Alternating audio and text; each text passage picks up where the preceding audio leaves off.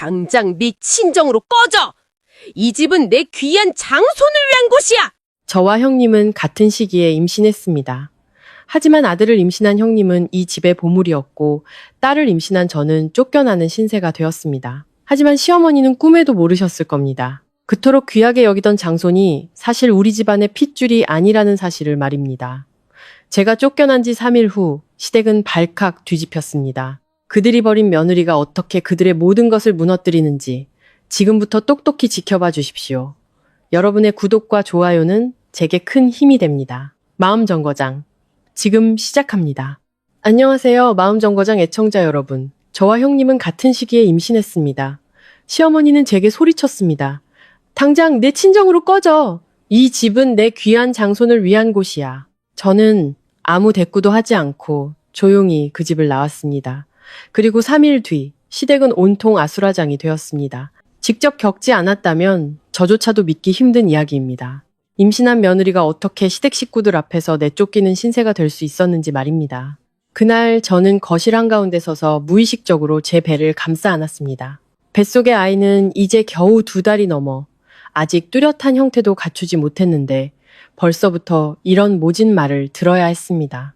시어머니인 박 여사님은 제 맞은편에 서서 얼음장 같은 눈빛으로 날카로운 목소리를 조금도 숨기지 않고 소리쳤습니다. 내 친정으로 당장 꺼지라고 했다. 이 집은 내 장손만을 위한 곳이니까. 그 말은 제 뺨을 후려치는 것과 같았습니다. 저는 그 자리에 얼어붙은 듯 서 있었고 귀가 멍멍해지면서 방금 들은 말이 현실인지 믿을 수가 없었습니다. 옆 소파에는 형님 오수진이 앉아 눈에 띄게 불러온 배를 부드럽게 쓰다듬으며 만족스러운 미소를 짓고 있었습니다. 임신 6개월. 형님의 배는 온 집안의 보물이 되기에 충분히 커져 있었습니다. 하지만 저는 아니었죠.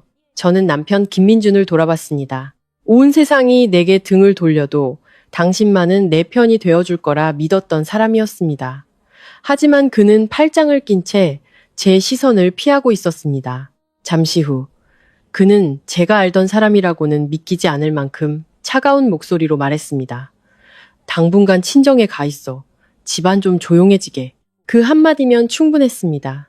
그들은 저도 제 뱃속의 아이도 선택하지 않았습니다. 그 말을 들은 시어머니는 더욱 기세등등해져 제게 한 걸음 다가와 손가락질하며 소리쳤습니다. 너 같은 여자가 낳는다고 아들이겠어? 우리 집은 쓸모없는 배 2개를 먹여 살릴 여유 없어. 그 말을 듣는 순간 심장이 꽉 조여오는 것 같았습니다. 쓸모없는 배 2개. 시어머니는 저와 이 집안의 대를 이을 핏줄이라 불리는 자신의 손주를 그렇게 불렀습니다. 방 안의 공기는 무겁게 가라앉았고 주위에 앉아있던 친척들은 아무 말 없이 저를 동정 반, 호기심 반의 눈빛으로 쳐다볼 뿐이었습니다. 그리고 형님은 배를 쓰다듬으며 희미하게 미소 짓고 있었죠. 마치 이 모든 상황이 당연하다는 듯이요. 예전 같았으면 울거나 최소한 제 자신을 지키기 위해 대들었을 겁니다. 하지만 어째서인지 그 순간 제 마음은 차갑게 식어버렸습니다. 분노도 억울함도 사라지고 무서울 정도로 텅 빈 감정만이 남았습니다. 저는 더 이상 아무 말도 하지 않고 조용히 돌아서서 방으로 들어갔습니다. 문이 닫히자 저는 잠시 그 자리에 서서 익숙한 방 안을 둘러보았습니다. 평생 나의 안식처가 될 것이라 믿었던 곳이었습니다. 하지만 이제는 모든 구석구석이 낯설게만 느껴졌습니다. 저는 옷장을 열어 옷 몇 벌을 꺼내 작은 가방에 차곡차곡 담았습니다. 많은 것을 챙기지 않았습니다. 그럴 필요도 없었으니까요. 밖에서는 시어머니의 목소리가 여전히 들려왔습니다. 일부러 제게 들으라는 듯 큰 소리로 말하고 있었죠. 저런 건 빨리 내보내는 게 상책이야. 밥 축내는 것보다는 낫지. 저는 희미하게 웃었습니다. 제 자신조차 낯설게 느껴지는 옅은 미소였습니다. 짐을 다 챙긴 후 저는 캐리어를 끌고 밖으로 나갔습니다. 가족들은 여전히 그 자리에 앉아 있었지만 아무도 제게 말을 걸거나 붙잡지 않았습니다. 마치 제게 떠나기를 오랫동안 기다려온 사람들처럼요. 저는 문 앞에서 잠시 멈춰서서 그들을 한번 둘러보았습니다. 제 시선은 시어머니에게 조금 더 오래 머물렀습니다. 그리고 바람처럼 가벼운 목소리로 말했습니다. 저 갈게요. 나중에 다시는 저를 부르지 마세요. 시어머니는 비웃음을 터뜨리며 조금의 망설임도 없이 말했습니다.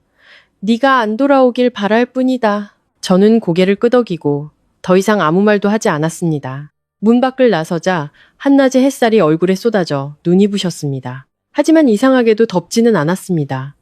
그 순간 제 마음은 온통 차가운 냉기뿐이었습니다. 저는 뒤돌아보지 않고 걸었습니다. 제가 약해서가 아니었습니다. 한번 떠나면 다시는 돌아갈 필요가 없는 곳이 있다는 것을 알기 때문이었습니다. 하지만 그들 역시 몰랐을 겁니다. 그날 그들이 쫓아낸 사람이 3일 뒤 온 가족을 공포에 질려 무릎 꿇게 만들 사람이 될 줄은 말입니다.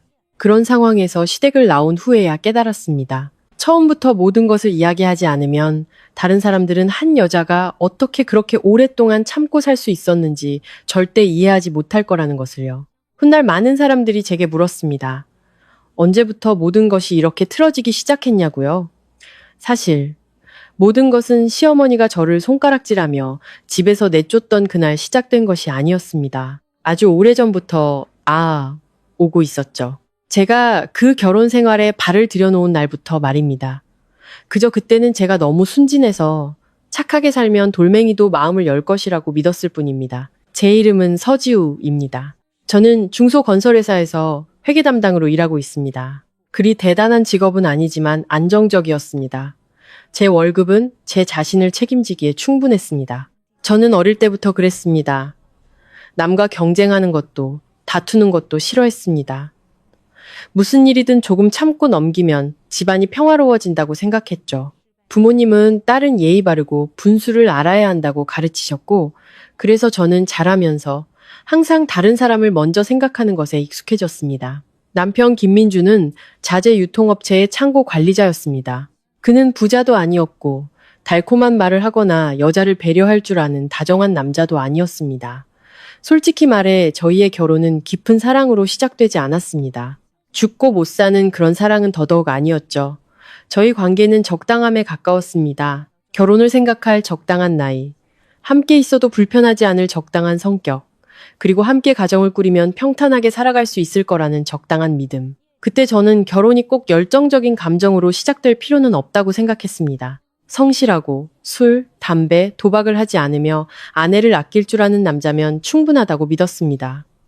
겉으로 보기에 민준 씨는 그런 사람이었습니다. 그는 말이 적었고 꼬박꼬박 출퇴근했으며 유흥을 즐기지도 않았습니다. 저는 그런 남자라면 적어도 안정적인 버팀목이 되어줄 것이라 생각했습니다. 하지만 그에게 가장 부족했던 것은 바로 잣대였습니다. 시댁은 꽤 넓은 3층짜리 단독주택으로 큰 길가에 위치해 겉보기에는 아주 반듯한 집안처럼 보였습니다. 하지만 그 집의 명의는 시어머니인 박 여사님의 것이었습니다. 그리고 그 집에 발을 들인 첫날부터 저는 이 집에서 최종 결정권을 가진 사람은 시아버님도 두 아들도 아닌 바로 시어머니라는 것을 깨달았습니다. 시어머니는 처음부터 저를 마음에 들어 하지 않으셨습니다.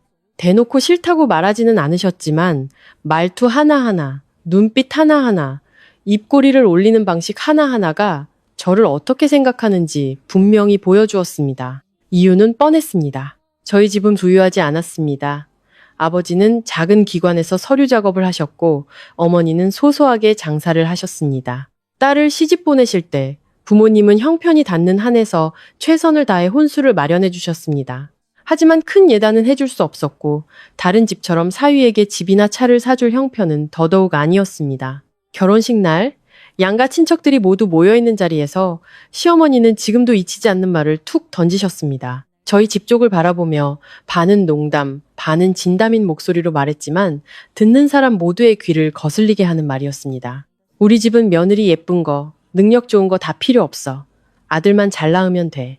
좌중은 어색하게 웃으며 넘어갔지만 저는 그 자리에 앉아 옷자락만 꽉 쥐고 있었습니다. 그때는 그냥 어른들이 무심코 하신 말씀이겠거니, 그냥 튀어나온 말이겠거니 하고 스스로를 다독였습니다.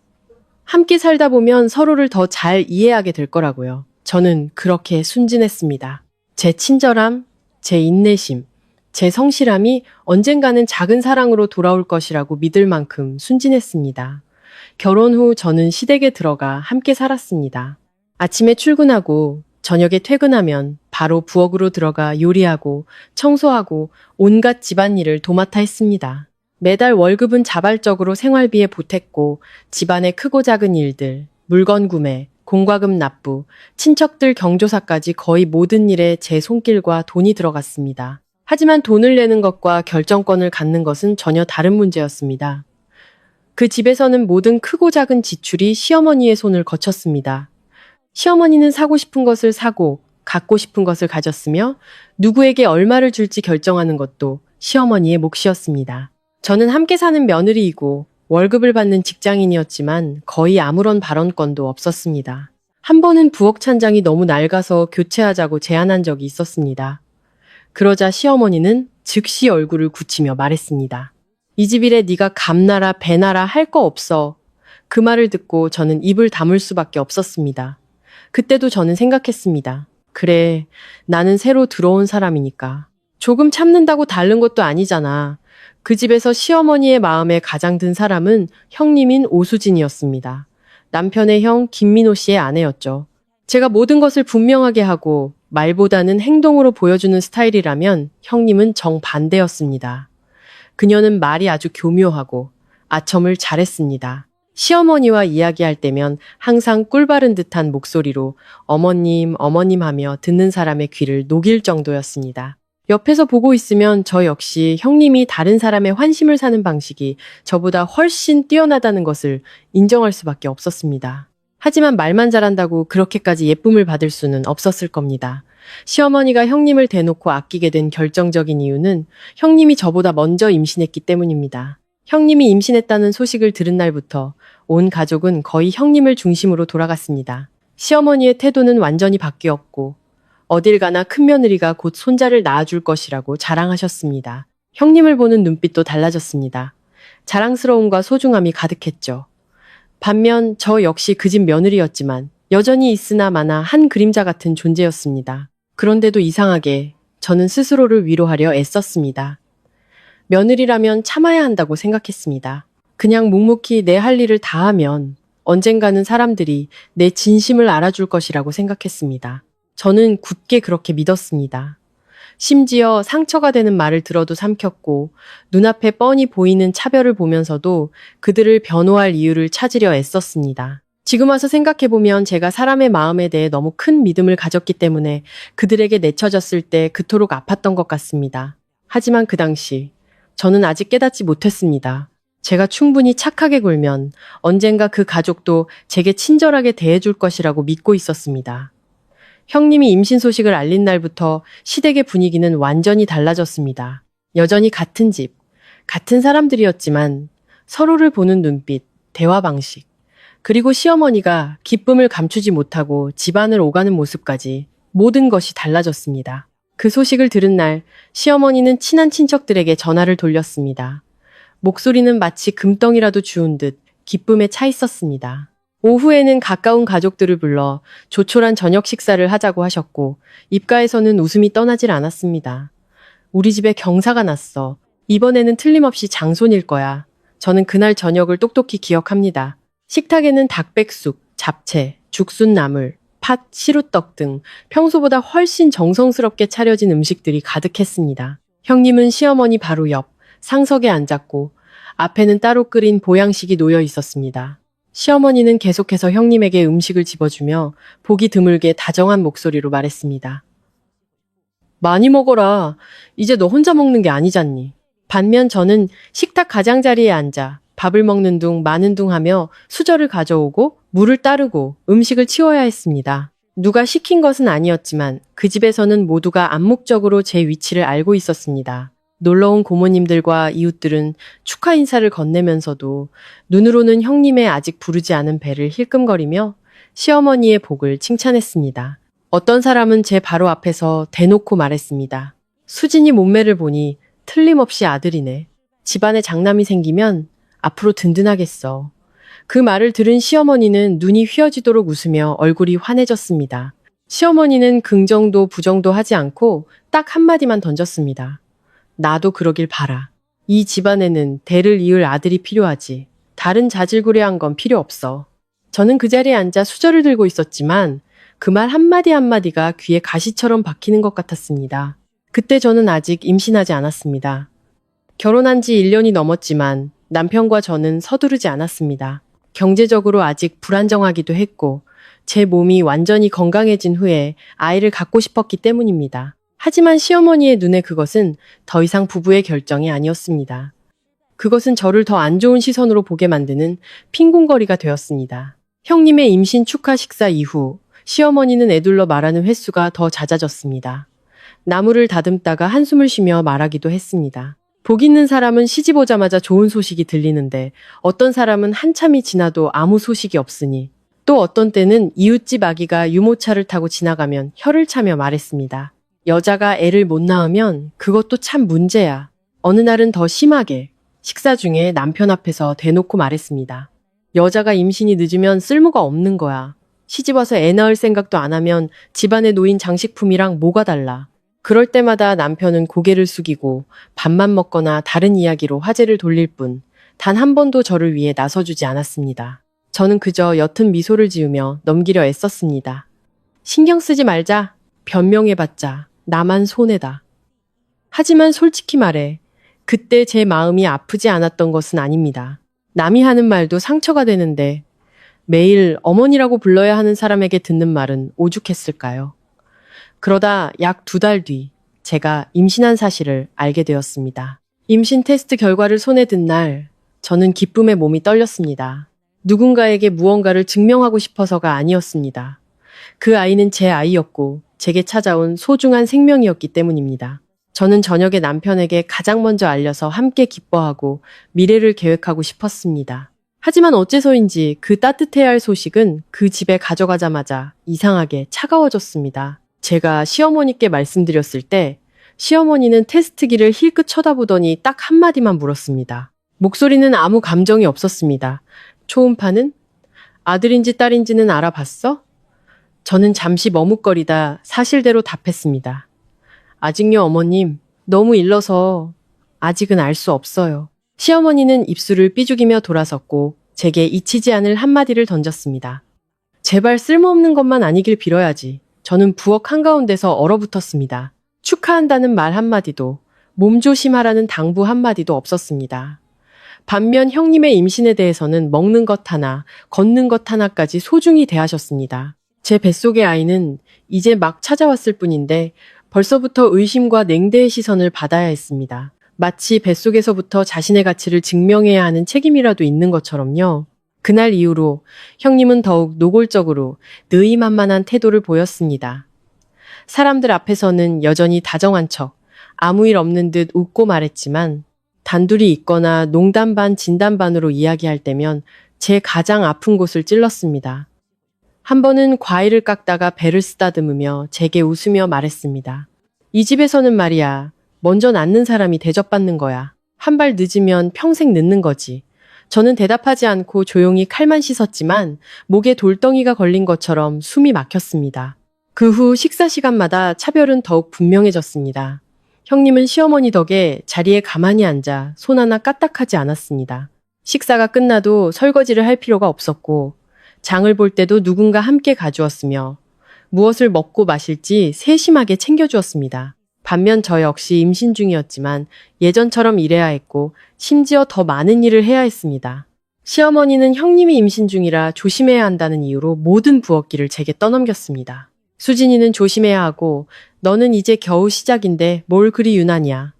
하루는 퇴근길에 몸이 너무 피곤하고 목이 칼칼하며 아랫배가 뭉쳐 불편했습니다. 저는 용기를 내어 시어머니께 그날 저녁 식사 준비를 쉬고 간단한 배달 음식을 시켜 먹자고 말씀드렸습니다. 그 말을 듣자마자 시어머니는 얼굴을 굳히며 집안이 떠나가라 소리쳤습니다. 임신한 게 벼슬이야. 쉬고 싶다고? 내가 애넷을 낳을 때는 아침에 장 보고 저녁에 밥 짓고 밤에는 빨래까지 했어. 너는 이제 겨우 시작인데 뭐가 그리 대단하다고 유난을 떨어. 저는 그 자리에 서 있었습니다.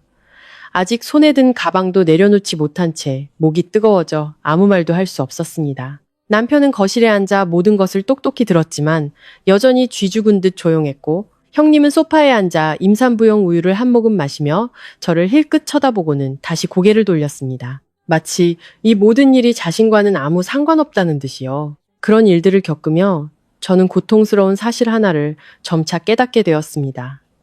이 집에서 제 뱃속의 아이는 태어나기도 전부터 이미 패배자로 낙인 찍혔다는 것을요. 뱃속의 아이가 태어나기도 전에 패배자로 여겨진다는 사실을 깨달은 그날 이후 저는 시댁의 모든 것을 다른 시선으로 보기 시작했습니다. 더 이상 인내라는 두 글자로 스스로를 위로하는 순진한 사람이 아니었습니다. 저는 더욱 분명하게 보이기 시작했습니다. 모든 편에 가시돋친 말 한마디, 사소해 보이지만 그 안에 냉혹한 계산이 숨어있는 모든 행동들을 말입니다. 그 후로 시어머니는 거의 노골적으로 차별을 드러냈습니다. 집안의 모든 영양가 있는 음식은 을의 형님, 오수진의 몫이었습니다. 아침마다 시어머니는 형님을 위해 제비집 수프나 비둘기 죽을 따로 끓였습니다. 점심에는 한약재를 넣은 보양탕을, 저녁에는 수입산 임산부용 분유를 챙겨주었습니다. 과일도 가장 비싼 것만 골랐습니다. 장을 보고 돌아오면 시어머니는 소중하게 물건을 내려놓고는 형님을 불렀습니다. 수진아, 이리 와서 엄마가 사온 배랑 포도 좀 먹어라. 임신했을 때는 좋은 걸 먹어야 나중에 튼튼한 아들을 낳지.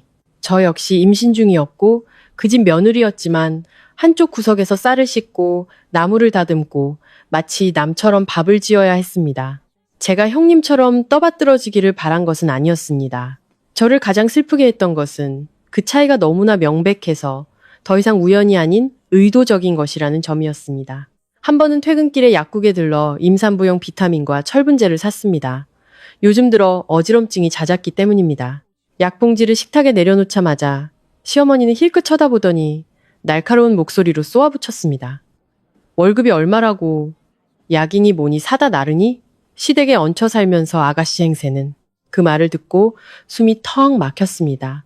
그 약은 제 사비로 산 것이었습니다. 매달 월급은 꼬박꼬박 생활비로 보태고 있었습니다. 그런데도 제가 형님처럼 아첨할 줄 모르고 말재주가 없다는 이유로 제가 하는 모든 것은 잘못된 것이고 눈에 거슬리는 것이 되었습니다. 똑같은 며느리인데 한 명은 보물처럼 여겨지고 다른 한 명은 짐짝 취급을 받았습니다. 그 무렵부터 저는 이 집안에 무언가 어두운 것이 조용히 형성되고 있음을 느끼기 시작했습니다.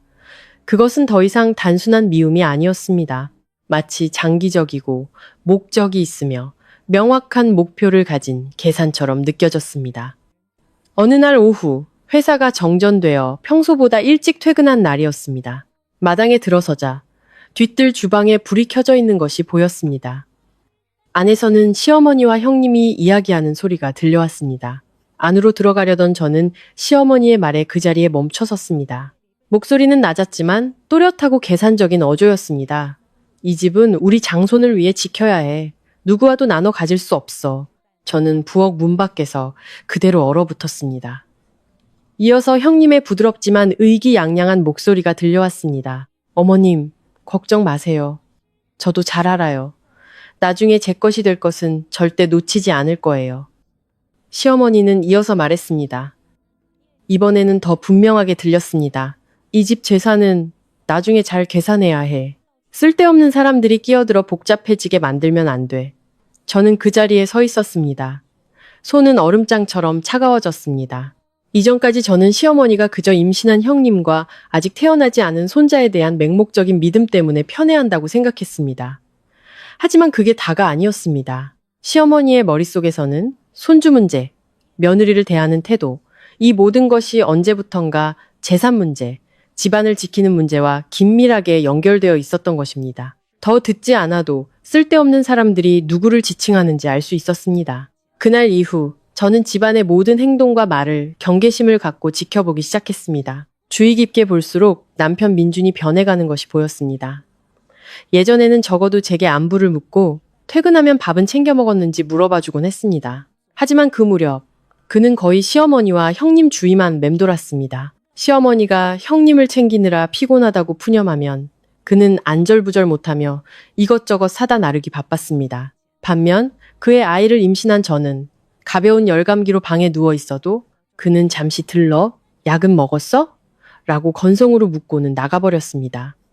부부 사이의 거리는 그때부터 점점 더 벌어졌습니다. 가장 마음 아팠던 것은 그의 무관심이 아니라 선택적인 무관심이었습니다. 그는 형님의 임신에 대해서는 안절부절 못하고 어머니의 말은 무조건적으로 따르면서도 저와 관련된 모든 것은 제가 알아서 해야 할 일로 치부했습니다. 어느 날 저녁, 식탁에서 시어머니가 계속해서 장손 이야기를 하는 것을 듣다 못한 저는 방에서 남편에게 물었습니다. 만약에 내가 딸을 낳으면 어떡할 거야? 남편은 그때 휴대폰을 보고 있다가 제 질문에 잠시 침묵하더니 차갑고 무심한 목소리로 대답했습니다. 아들이면 좋지. 아니어도 뭐 크게 상관은 없고. 저는 그를 바라보며 다시 물었습니다. 누구한테 상관이 없는데? 당신한테? 아니면 어머님한테? 그는 짜증스럽게 화면을 끄고는 돌아누우며 말했습니다. 자꾸 삐딱하게 생각하지 마. 내 말은 아들이든 딸이든 내 자식이란 뜻이야. 하지만 아들이면 어머니가 더 기뻐하시겠지. 그뿐이었습니다. 듣기에는 아무렇지 않은 말 같았지만 저는 알 수 있었습니다. 그는 결코 제 편이 아니었습니다. 그는 그저 저를 조용히 시키기 위해 가장 부드러운 표현을 골랐을 뿐입니다. 그의 마음속 깊은 곳에서는 여전히 어머니의 감정을 최우선으로 생각하고 있었습니다. 바로 그 말에 저는 정신이 번쩍 들었습니다. 이 집에서 저는 시어머니와 형님 사이에서만 외로운 것이 아니었습니다. 제 결혼 생활 안에서도 저는 철저히 혼자였습니다. 그리고 지금 생각해도 등골이 오싹해지는 일이 어느 주말 아침에 일어났습니다. 그날 시어머니는 제게 부엌에 가서 채소 바구니를 가져오라고 시켰습니다. 형님은 싱크대 근처에 서 있었습니다. 바닥에는 크지는 않지만 미끄러울 정도의 물기가 있었습니다. 평소 형님은 아주 깔끔해서 물을 쏟으면 바로 닦곤 했습니다. 하지만 그날은 제가 들어서는 것을 보자 옆으로 비켜서더니 재빨리 눈짓을 하고는 행주를 줍는 척 몸을 숙였습니다. 제가 한 걸음 더 내딛는 순간 발이 미끄러졌고 저는 그대로 앞으로 넘어졌습니다. 반사적으로 배를 감싸 안았지만 아랫배를 관통하는 날카로운 통증에 얼굴이 창백해졌습니다. 저는 차가운 타일 바닥에 주저앉았습니다. 심장은 미친 듯이 뛰었고 머릿속은 하얘졌습니다. 그저 배를 부여잡고 거친 숨을 몰아쉴 뿐이었습니다. 형님은 바로 옆에 서 있었지만 저를 부축하기는커녕 입만 벌린 채 가식적인 목소리로 외쳤습니다. 어머, 괜찮아? 밖에서 달려들어온 시어머니는 상황을 제대로 보지도 않고 저를 향해 소리쳤습니다. 대체 어떻게 걷길래 그래?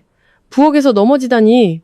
저는 아픔에 몸을 떨며 바닥에 남아있는 물기를 가리키며 끊어지는 목소리로 말했습니다. 물이 미끄러워서. 하지만 시어머니는 제가 어디가 아픈지 괜찮은지 묻기는커녕 오히려 화를 냈습니다. 자기가 조심 안 해놓고 남 탓이야. 저렇게 배가 부른 사람도 멀쩡한데 너는 이제 겨우 시작이면서 호들갑은. 저는 그 자리에 앉아 배를 감싸준 채 시어머니와 그 옆 싱크대에서 알 수 없는 표정으로 서 있는 형님을 번갈아 보았습니다. 마음이 차갑게 식어내렸습니다. 아랫배의 통증은 시간이 지나면 사라지겠지만 그 순간 제가 목격한 진실은 결코 모른 척할 수 없는 것이었습니다. 그 순간부터 저는 더 이상 이 가족이라는 것을 단 한 번도 믿을 수 없게 되었습니다. 그리고 무서운 것은 그 이후에 일어난 모든 일들이 그보다 몇 배는 더 잔인했다는 것입니다. 그날 넘어진 이후 저는 경계심과 피로감 속에서 살기 시작했습니다.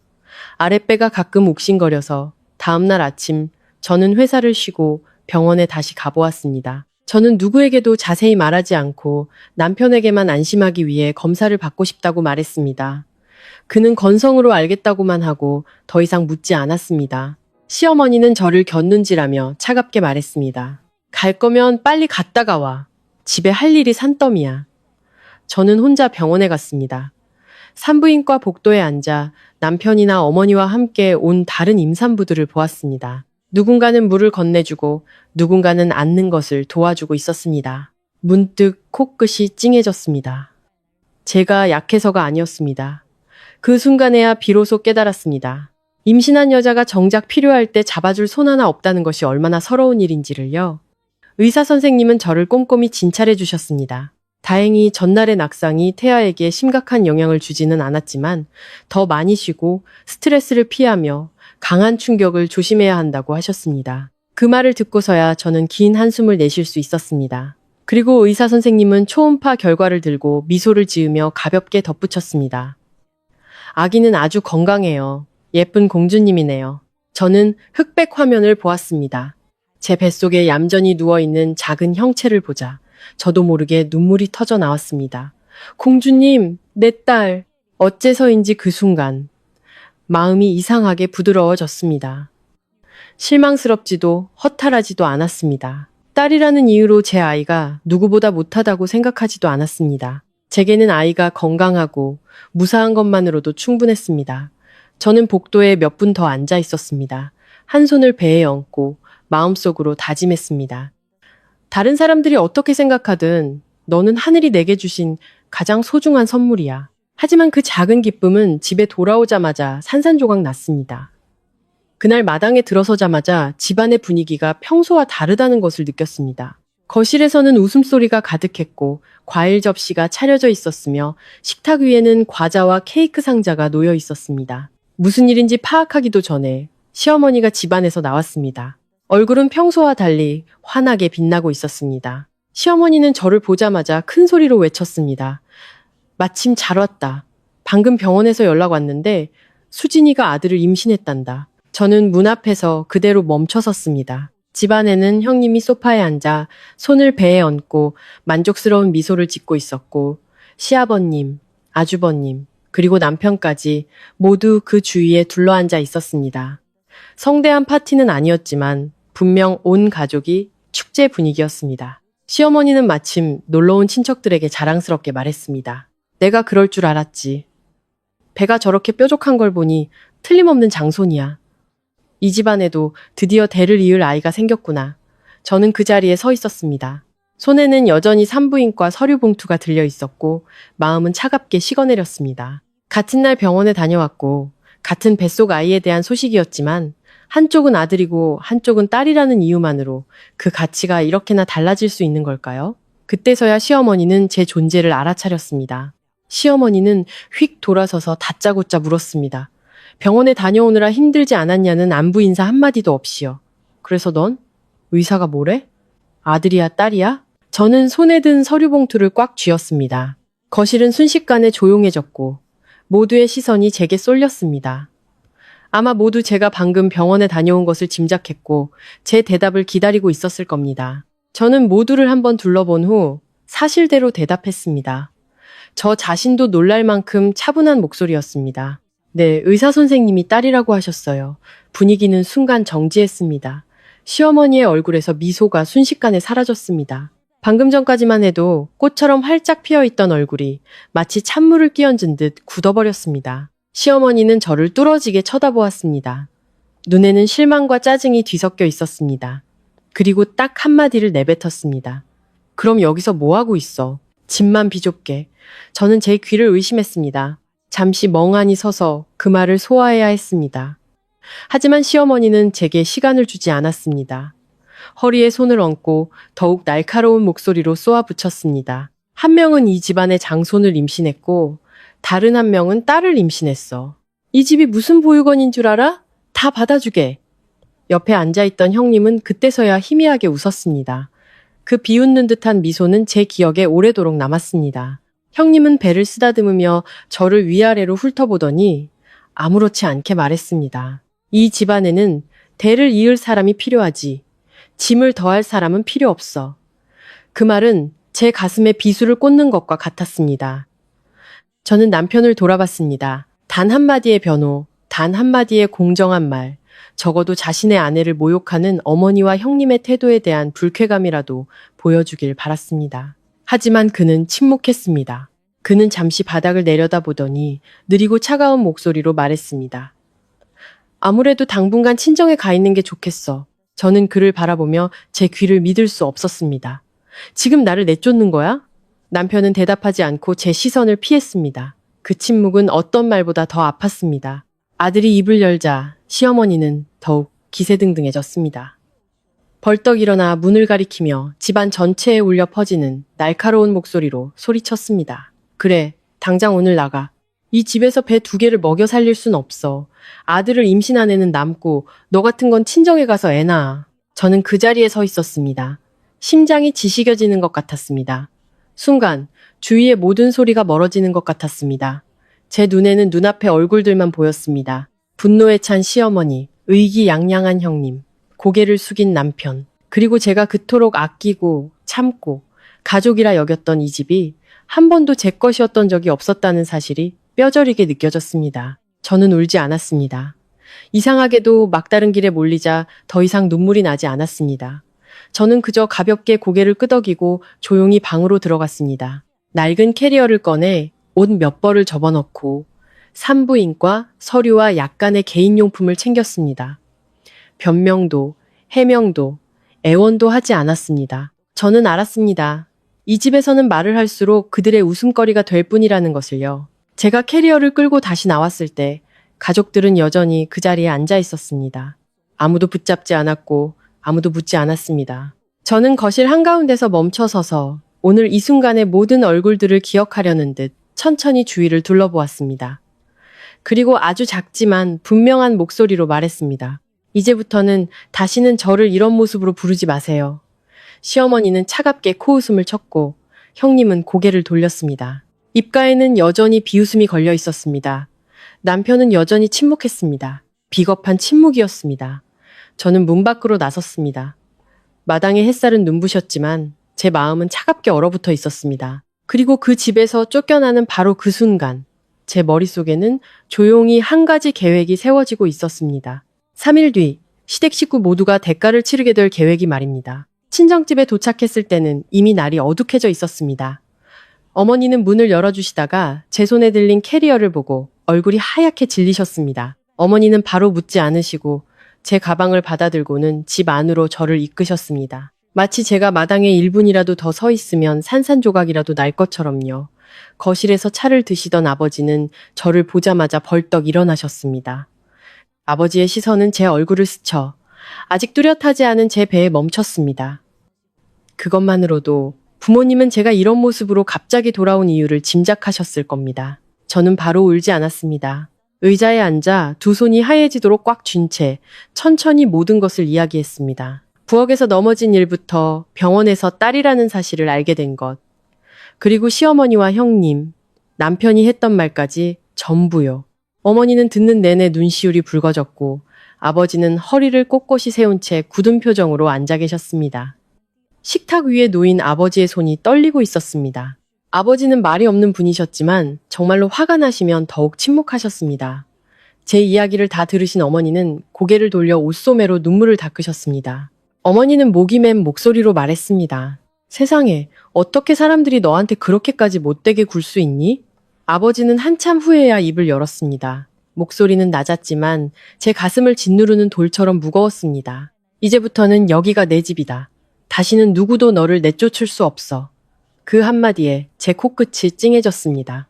오후부터 지금까지 저는 무너지지 않으려고 애써 버티고 있었습니다. 하지만 아버지의 그 말을 듣자 비로소 기댈 곳을 찾은 듯 긴장이 풀렸습니다. 어머니는 서둘러 부엌으로 가서 따뜻한 국을 데우고 밥을 차려주셨습니다. 억지로라도 몇 숟가락 먹게 하고 우유를 마시게 하셨습니다. 어머니는 분주하게 움직이셨지만 그 분주함이 제 마음을 뭉클하게 만들었습니다. 걱정해주고 챙겨주고 내 핏줄이라고 여겨주는 그 느낌. 정말 오랜만에 다시 느껴보는 감정이었습니다. 그날 밤 저는 처녀 시절 쓰던 제 방의 낡은 침대에 누웠습니다. 방은 크지 않았고 가구도 낡았지만 이불에 남아있는 햇살 냄새, 천장에서 규칙적으로 돌아가는 선풍기 소리, 복도를 조용히 오가는 어머니의 발소리, 이 모든 것이 제 마음을 조금씩 진정시켜 주었습니다. 저는 배에 손을 얹고 뱃속의 아이에게 이제 우리는 더 이상 그 집에 있지 않다고 속삭였습니다. 하지만 눈을 감자마자 머릿속은 온갖 생각으로 복잡해졌습니다. 오후에 들었던 말들이 바늘처럼 차갑게 제 머릿속을 맴돌았습니다.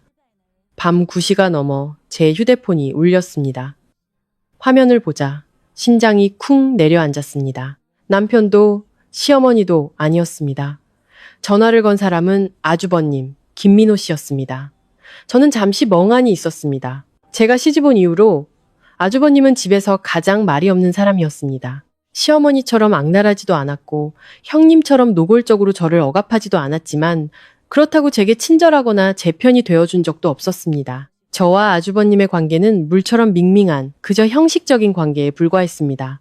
그래서 이 시간에 걸려온 전화는 이상하고 불안하게 느껴졌습니다. 저는 잠시 망설이다 전화를 받았습니다.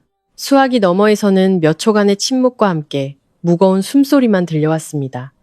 그리고 아주버님의 목소리가 들려왔습니다. 평소의 형식적인 목소리와는 다른 가라앉은 목소리였습니다. 재수 씨, 혹시 요즘 수진이가 누구랑 자주 연락하는지 알아요?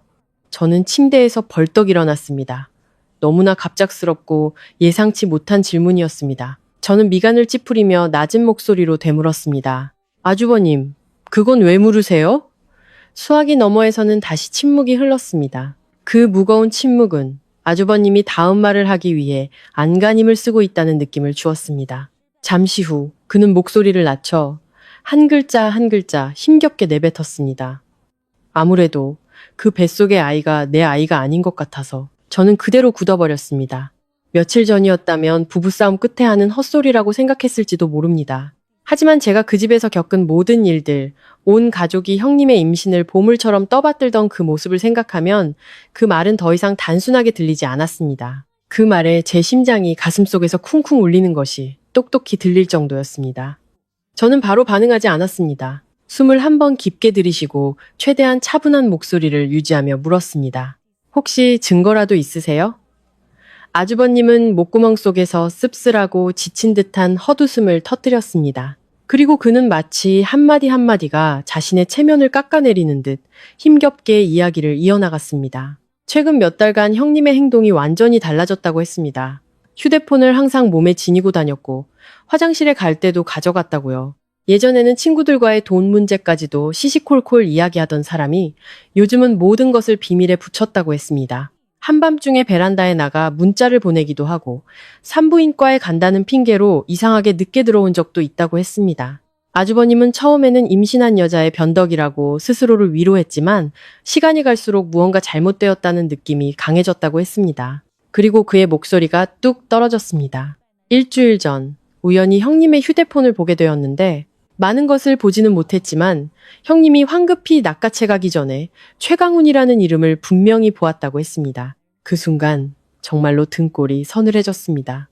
그 이름은 마치 제가 막연하게 생각해왔지만 감히 입 밖으로 내지 못했던 어떤 점을 정확히 찌르는 바늘과 같았습니다. 최강훈. 저는 그 사람을 개인적으로는 몰랐지만 제 절친인 이다솜이라는 부동산 회사의 큰 손이라는 것은 알고 있었습니다. 그는 돈과 권력을 가졌고 바람둥이로 유명했으며 다솜이가 제게 이야기해 주었던 비즈니스 미팅에 자주 모습을 드러내는 인물이었습니다. 저는 휴대폰을 더 꽉 쥐었습니다. 머릿속에 오래된 기억 하나가 스쳐 지나갔습니다. 얼마 전 다솜이에게 물건을 전해주기 위해 그녀의 회사 근처 카페에서 만난 적이 있었습니다. 그날 친구를 기다리던 중 유리창 너머로 형님이 지나가는 것을 언뜻 보았습니다. 그녀는 챙이 넓은 모자와 마스크를 쓰고 있었고 길가에 세워진 검은색 세단에 재빨리 올라탔습니다. 그때는 제가 잘못 봤거나 형님이 근처에 볼 일이 있겠거니 하고 대수롭지 않게 넘겼습니다. 하지만 이제 와서 생각해보니 그 사소했던 기억이 바로 이 순간에 되살아날 줄은 꿈에도 몰랐습니다. 저는 잠시 넋을 잃었습니다. 머릿속의 조각들이 하나씩 맞춰지기 시작했습니다. 형님의 지나친 의기양양함, 시어머니의 맹목적인 편애, 온 가족이 부적처럼 여기던 아들이라는 태아, 그리고 이제 형님의 휴대폰에 등장한 최강훈이라는 이름까지. 모든 것이 더 이상 우연이 아니었습니다. 수화기 너머에서 아주버님의 목소리가 다시 들려왔습니다. 이번에는 마치 뜨거운 숯을 삼킨 사람처럼 목소리가 쉬어 있었습니다. 만약 그 아이가 내 아이가 아니라면 우리 집은 지금 시한폭탄을 키우고 있는 거야. 저는 눈을 감았습니다. 제 가슴속에는 더 이상 분노만 있는 것이 아니었습니다. 그것은 무섭도록 차갑고 명료한 감정이었습니다. 저는 분명히 알았습니다. 이 순간부터 모든 것이 다른 방향으로 흘러가기 시작했다는 것을요. 제게 기회가 온 것 같았습니다. 하지만 이번에는 감정적으로 어리석게 행동하지 않을 것입니다. 저는 확신이 필요했고 충분한 증거가 필요했습니다. 그리고 무엇보다 성급하게 나서지 않을 것입니다. 그날 밤 저는 거의 잠을 이루지 못했습니다. 친정집의 낡은 방에 누워 멀리서 들려오는 개 짖는 소리, 뒷마당 나무를 스치는 바람 소리를 들으면서도 머릿속은 온통 최강훈이라는 이름으로 가득 차 있었습니다. 예전 같았으면 막다른 길에 몰린 나머지 과민하게 생각하는 것이라고 스스로를 다독였을지도 모릅니다. 하지만 이제는 아니었습니다. 지난 몇 달간 시댁에서 겪었던 일들, 눈빛 하나, 말 한마디 하나하나가 자연스럽게 연결되면서 더 이상 스스로를 속일 수 없게 되었습니다. 다음날 아침, 저는 아주 일찍 일어났습니다. 어머니가 부엌에서 죽을 쓰고 계실 때 저는 이미 침대 가장자리에 앉아 휴대폰 화면만 뚫어지게 쳐다보고 있었습니다. 주소록을 열어 이다솜이라는 이름 앞에서 한참을 망설이다 통화 버튼을 눌렀습니다. 다솜이는 제 대학 시절부터 가장 친한 친구였습니다. 수년간 함께 지내며 크고 작은 모든 일을 공유해온 사이였죠. 그녀는 대형 부동산 회사의 대외협력 부서에서 일하며 투자자나 기업가들을 자주 접했는데 그 중에는 최강훈도 포함되어 있었습니다. 다솜이는 전화를 빨리 받았습니다. 제 목소리를 듣자마자 바로 물었습니다. 웬일이야? 이 아침부터? 무슨 일 있어? 저는 돌려 말하지 않았습니다. 어젯밤 아주버님과의 통화 내용과 형님이 최강훈과 관련이 있을지도 모른다는 제 의심을 간략하게 이야기했습니다. 수학이 너머는 잠잠해졌습니다. 그 침묵이 제 심장을 쿵 내려앉게 했습니다. 저는 다솜이가 남의 사생활에 끼어들기 좋아하는 성격이 아니라는 것을 잘 알고 있었습니다. 그녀가 그렇게 침묵한다는 것은 이 일이 제 상상이 아니라는 뜻이었습니다. 잠시 후 다솜이는 한숨을 쉬며 목소리를 낮췄습니다. 지우야, 나 사실 이 일에 엮이고 싶지 않았어. 하지만 네가 이렇게까지 묻는데 모른 척 할 수는 없네. 저는 휴대폰을 더 꽉 쥐었습니다. 다솜이는 마치 단어를 고르듯 천천히 말했습니다. 최 대표님, 유부녀랑 만나는 거 맞아. 업계에서 모두가 아는 건 아니지만 그렇다고 완전히 비밀도 아니야. 듣기로는 그 여자가 지금 임신 중이라고 하더라. 저는 눈을 감았습니다. 마음의 준비를 했음에도 불구하고 다솜이의 입에서 직접 그 말을 듣자 등골이 오싹해졌습니다. 저는 바로 더 묻지 않았습니다. 휴대폰을 열어 작년설에 찍은 시댁 가족 사진을 찾아 형님의 얼굴 부분만 잘라 다솜이에게 보냈습니다. 1분도 채 되지 않아 답장이 왔습니다. 단 3글자였습니다. 이 여자 맞아. 저는 그대로 앉아 있었습니다. 더 이상의 의심은 없었습니다. 시어머니가 금이야 오기야 애지중지하던 그 태아, 온 가족이 그 아이를 위해 저를 내쫓았던 그 태아, 그 여자가 저를 짓밟는 이유로 삼았던 그 태아가 그 집안의 핏줄이 단 한 방울도 섞이지 않았을 가능성이 매우 높았습니다. 다솜이는 이어서 몇 가지 사소한 이야기를 더 해주었습니다.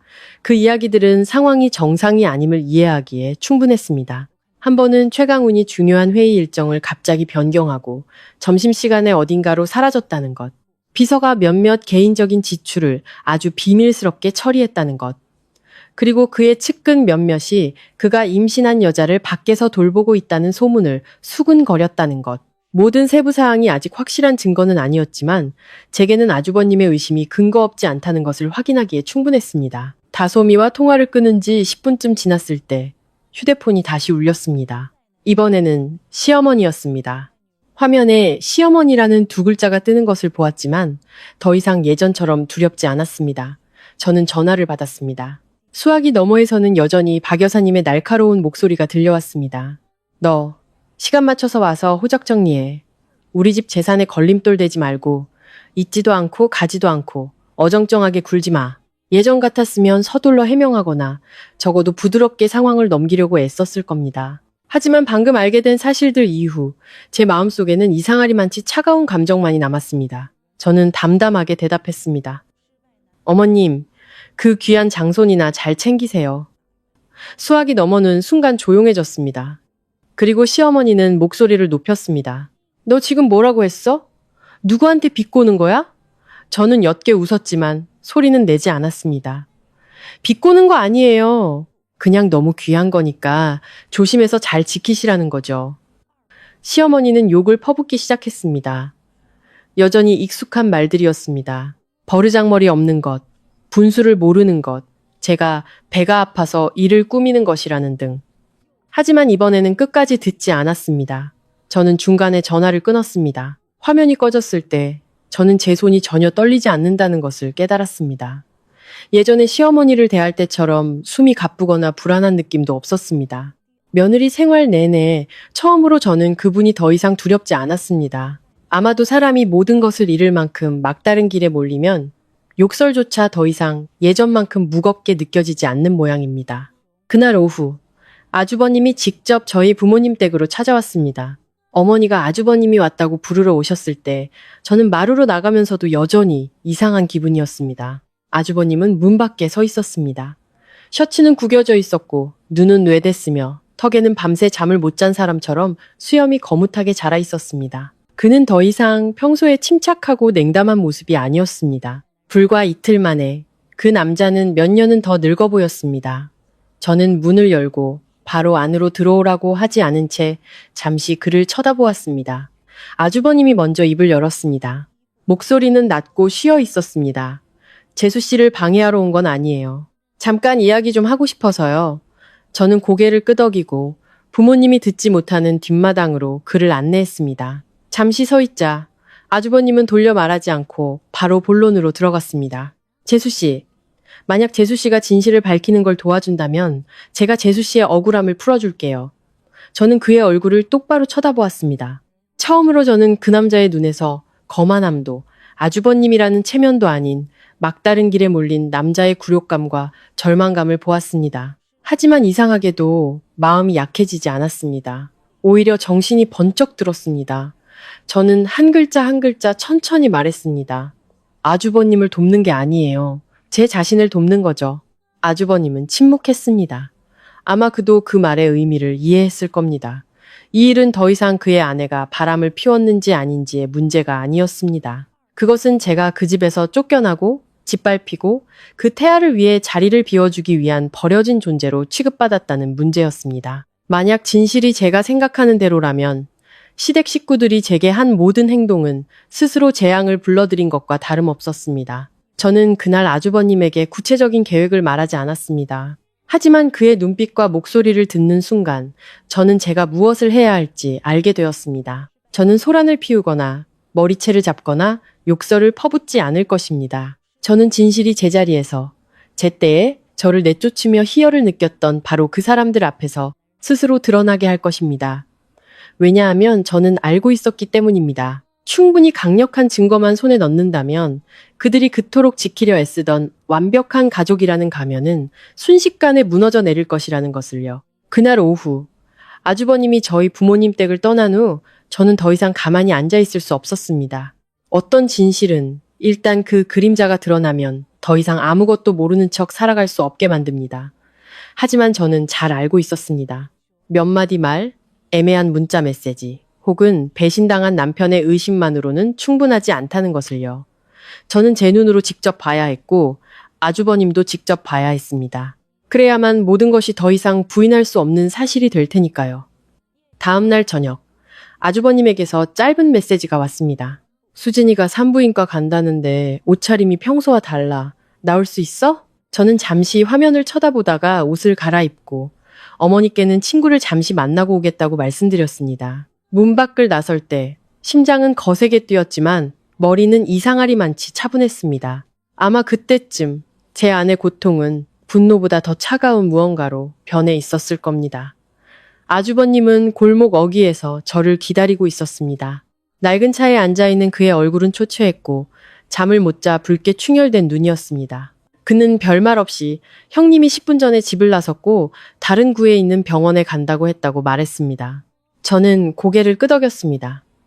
우리는 충분한 거리를 유지하며 뒤를 따랐습니다. 밤길은 차가 많았지만 저는 형님이 탄 카카오 택시를 알아볼 수 있었습니다. 저는 아주버님의 등 뒤에 앉아 옷자락을 꽉 쥔 채 오늘 반드시 그 여자의 진짜 얼굴을 보고야 말겠다는 생각만 했습니다. 형님이 탄 차는 병원에서 멈추지 않았습니다. 시내 중심가로 방향을 틀어 대형 호텔들이 늘어선 길로 들어섰습니다. 그 순간 저와 아주버님 모두 입을 다물었습니다. 말은 하지 않았지만 우리 둘 다 알고 있었습니다. 임신 몇 개월 된 여자가 남편에게 병원에 간다고 거짓말을 하고 이 시간에 호텔가에 나타났다면 그것은 더 이상 평범한 의심이 아니라는 것을요. 아주버님은 속도를 줄이며 거리를 유지했습니다. 저는 그의 등이 뻣뻣하게 굳어있고 어깨가 극한까지 당겨진 현악기처럼 긴장되어 있는 것을 느꼈습니다. 차는 화려한 호텔 로비 앞에 멈춰 섰습니다. 저는 문 위에 걸린 황금색 간판을 바로 알아봤습니다. 형님이 먼저 내렸습니다. 그녀는 더 이상 집에서처럼 뽐뜨고 느릿느릿한 모습이 아니었습니다. 그날 그녀는 배를 가리는 헐렁한 원피스를 입었지만 화장을 하고 머리를 가볍게 세팅했으며 붉은 립스틱을 바르고 있었습니다. 손목에는 집에서는 한 번도 본 적 없는 팔찌를 차고 있었습니다. 몇 초 후 또 다른 검은색 세단이 미끄러지듯 다가왔습니다. 뒷좌석에서 내린 사람은 바로 최강훈이었습니다. 마음의 준비를 했음에도 불구하고 그를 직접 보자 등골이 서늘해졌습니다. 그 남자는 발각될 것을 두려워하는 기색 없이 태연하게 다가왔습니다.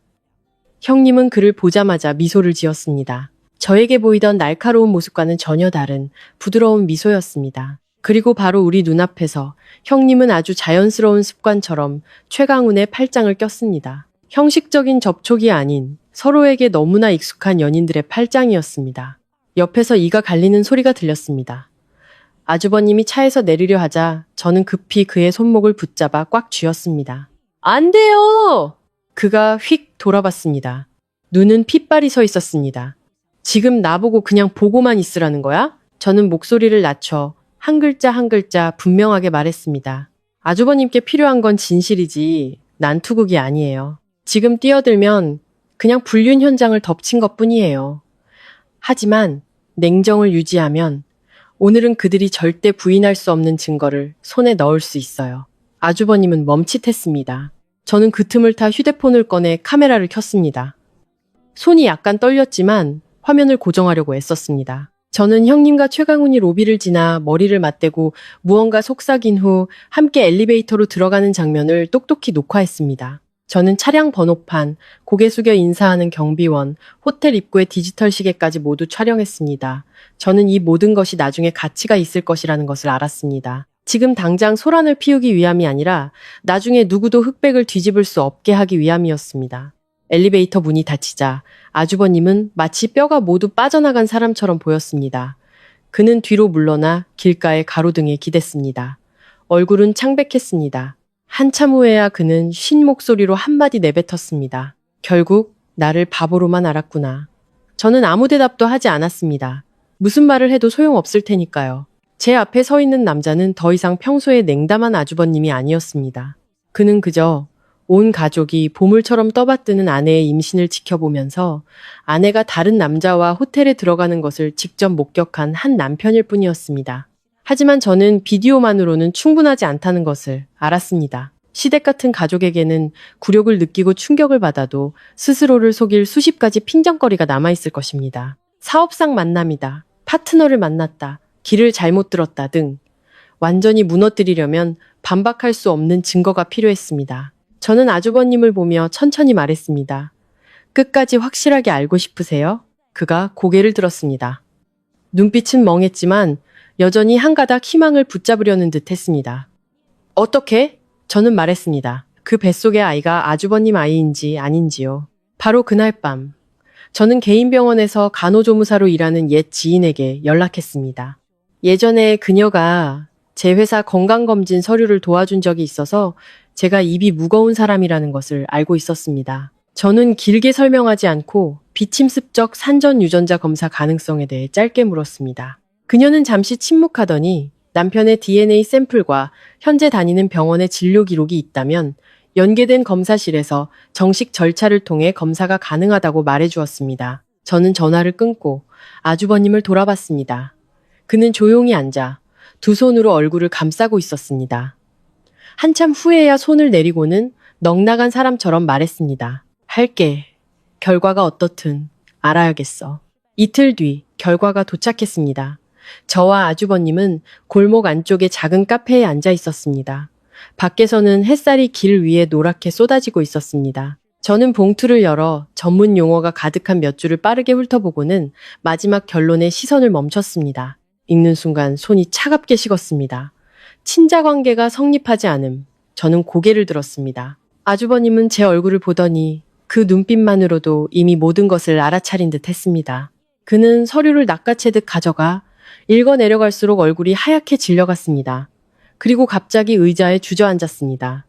등이 꺾인 듯 손이 심하게 떨렸습니다. 우리 가족이. 아주버님은 비뚤어진 미소를 짓더니 목이 메어 말했습니다. 다른 놈의 자식을 키우고 있었던 건가? 저는 눈앞에 남자를 보았습니다. 안타까운 마음이 없지는 않았지만 그 순간 제 마음속에 더 선명하게 떠오른 것은 차가운 냉기였습니다. 저는 아주 작게, 그러나 한 글자 한 글자 칼날처럼 날카롭게 말했습니다. 키우기만 한 게 아니죠. 그 집안의 진짜 핏줄을 임신한 사람을 내쫓으면서까지요. 아주버님은 저를 올려다보았고 저는 조용히 결과지를 접어 비디오와 함께 가방에 넣었습니다. 저는 바로 공개할 생각이 없었습니다. 그들이 단순히 닫힌 문 뒤에서 부끄러워하는 것을 원치 않았습니다.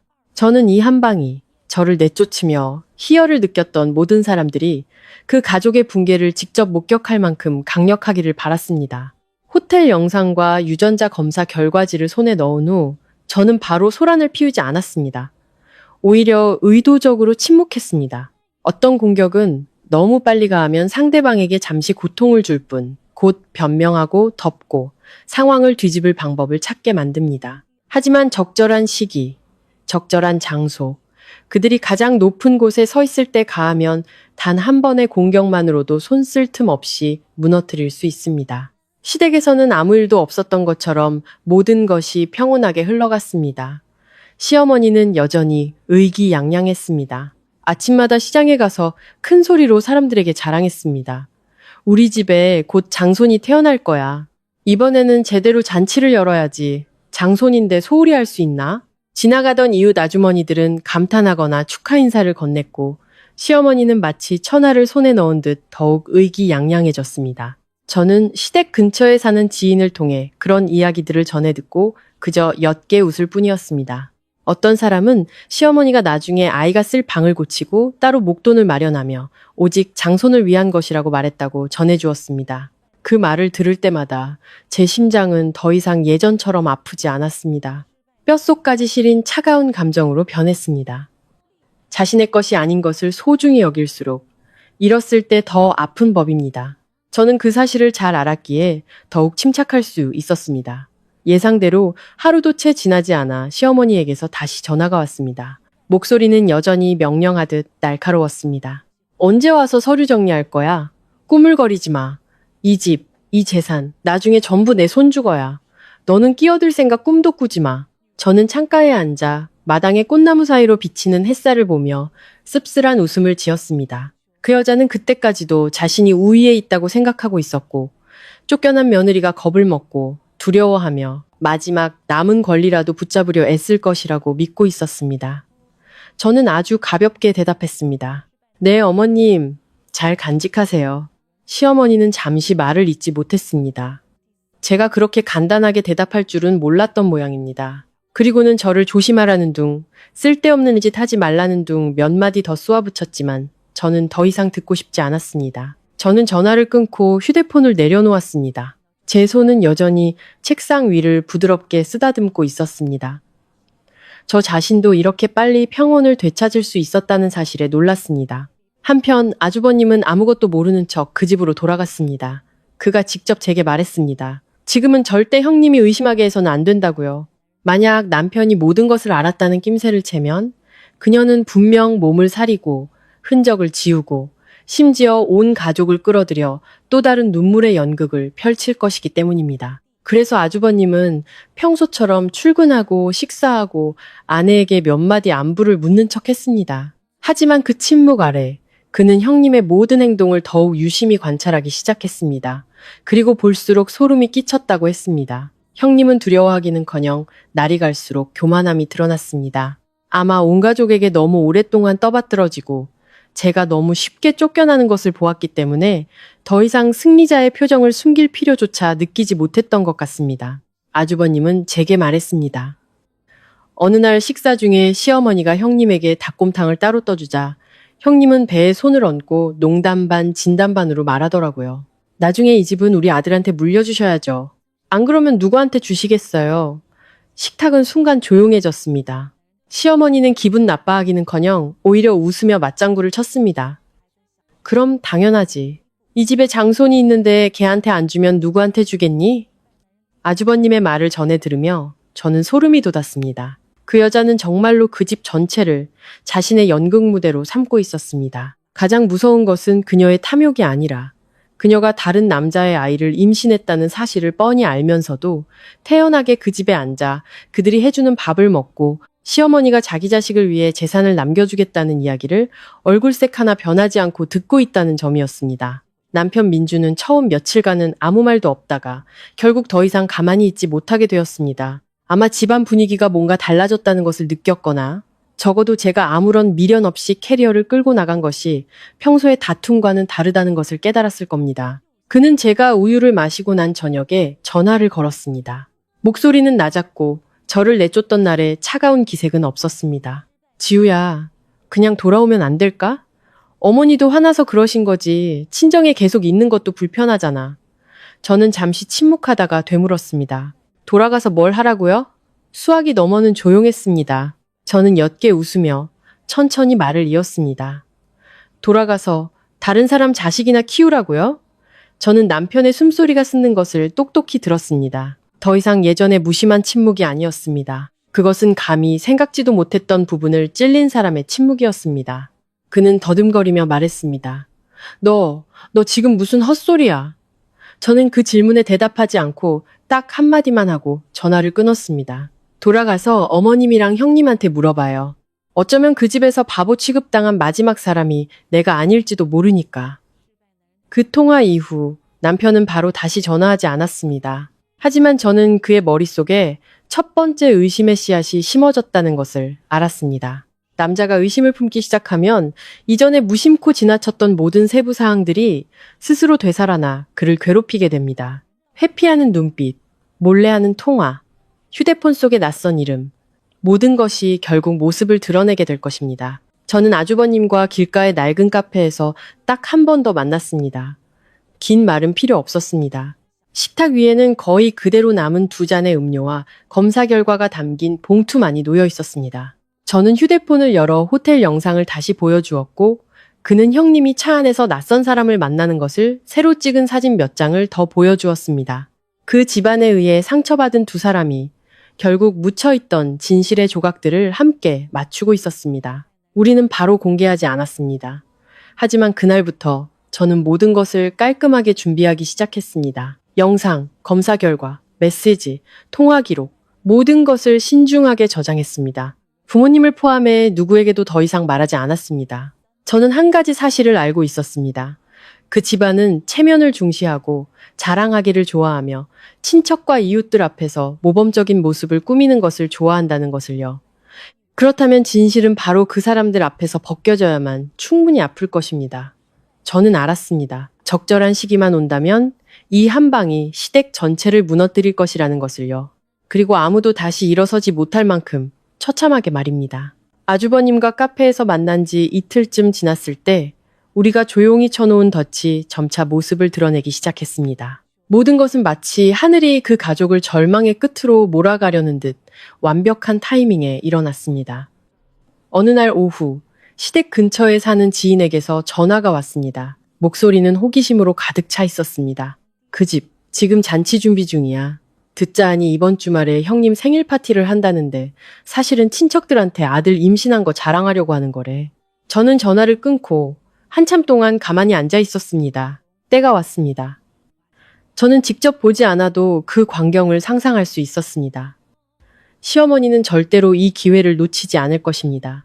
시어머니에게 형님의 임신한 배는 더 이상 한 며느리의 사적인 일이 아니었습니다. 그것은 세상에 고개를 들게 해주는 명분이었고 자신을 못마땅하게 여기던 사람들에게 보여주는 경고였으며 오랫동안 기다려온 자부심이었습니다.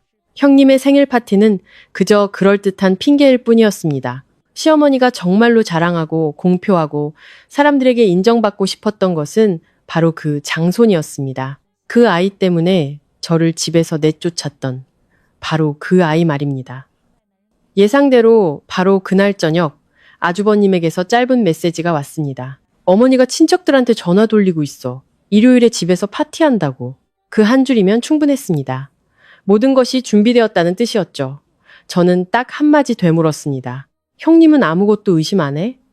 아주버님은 거의 바로 답장했습니다. 전혀. 지금 아주 의기양양해.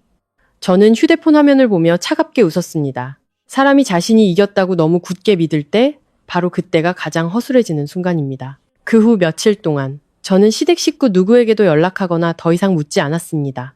저는 그저 체스말을 놓듯 조용히 모든 것을 정리했습니다.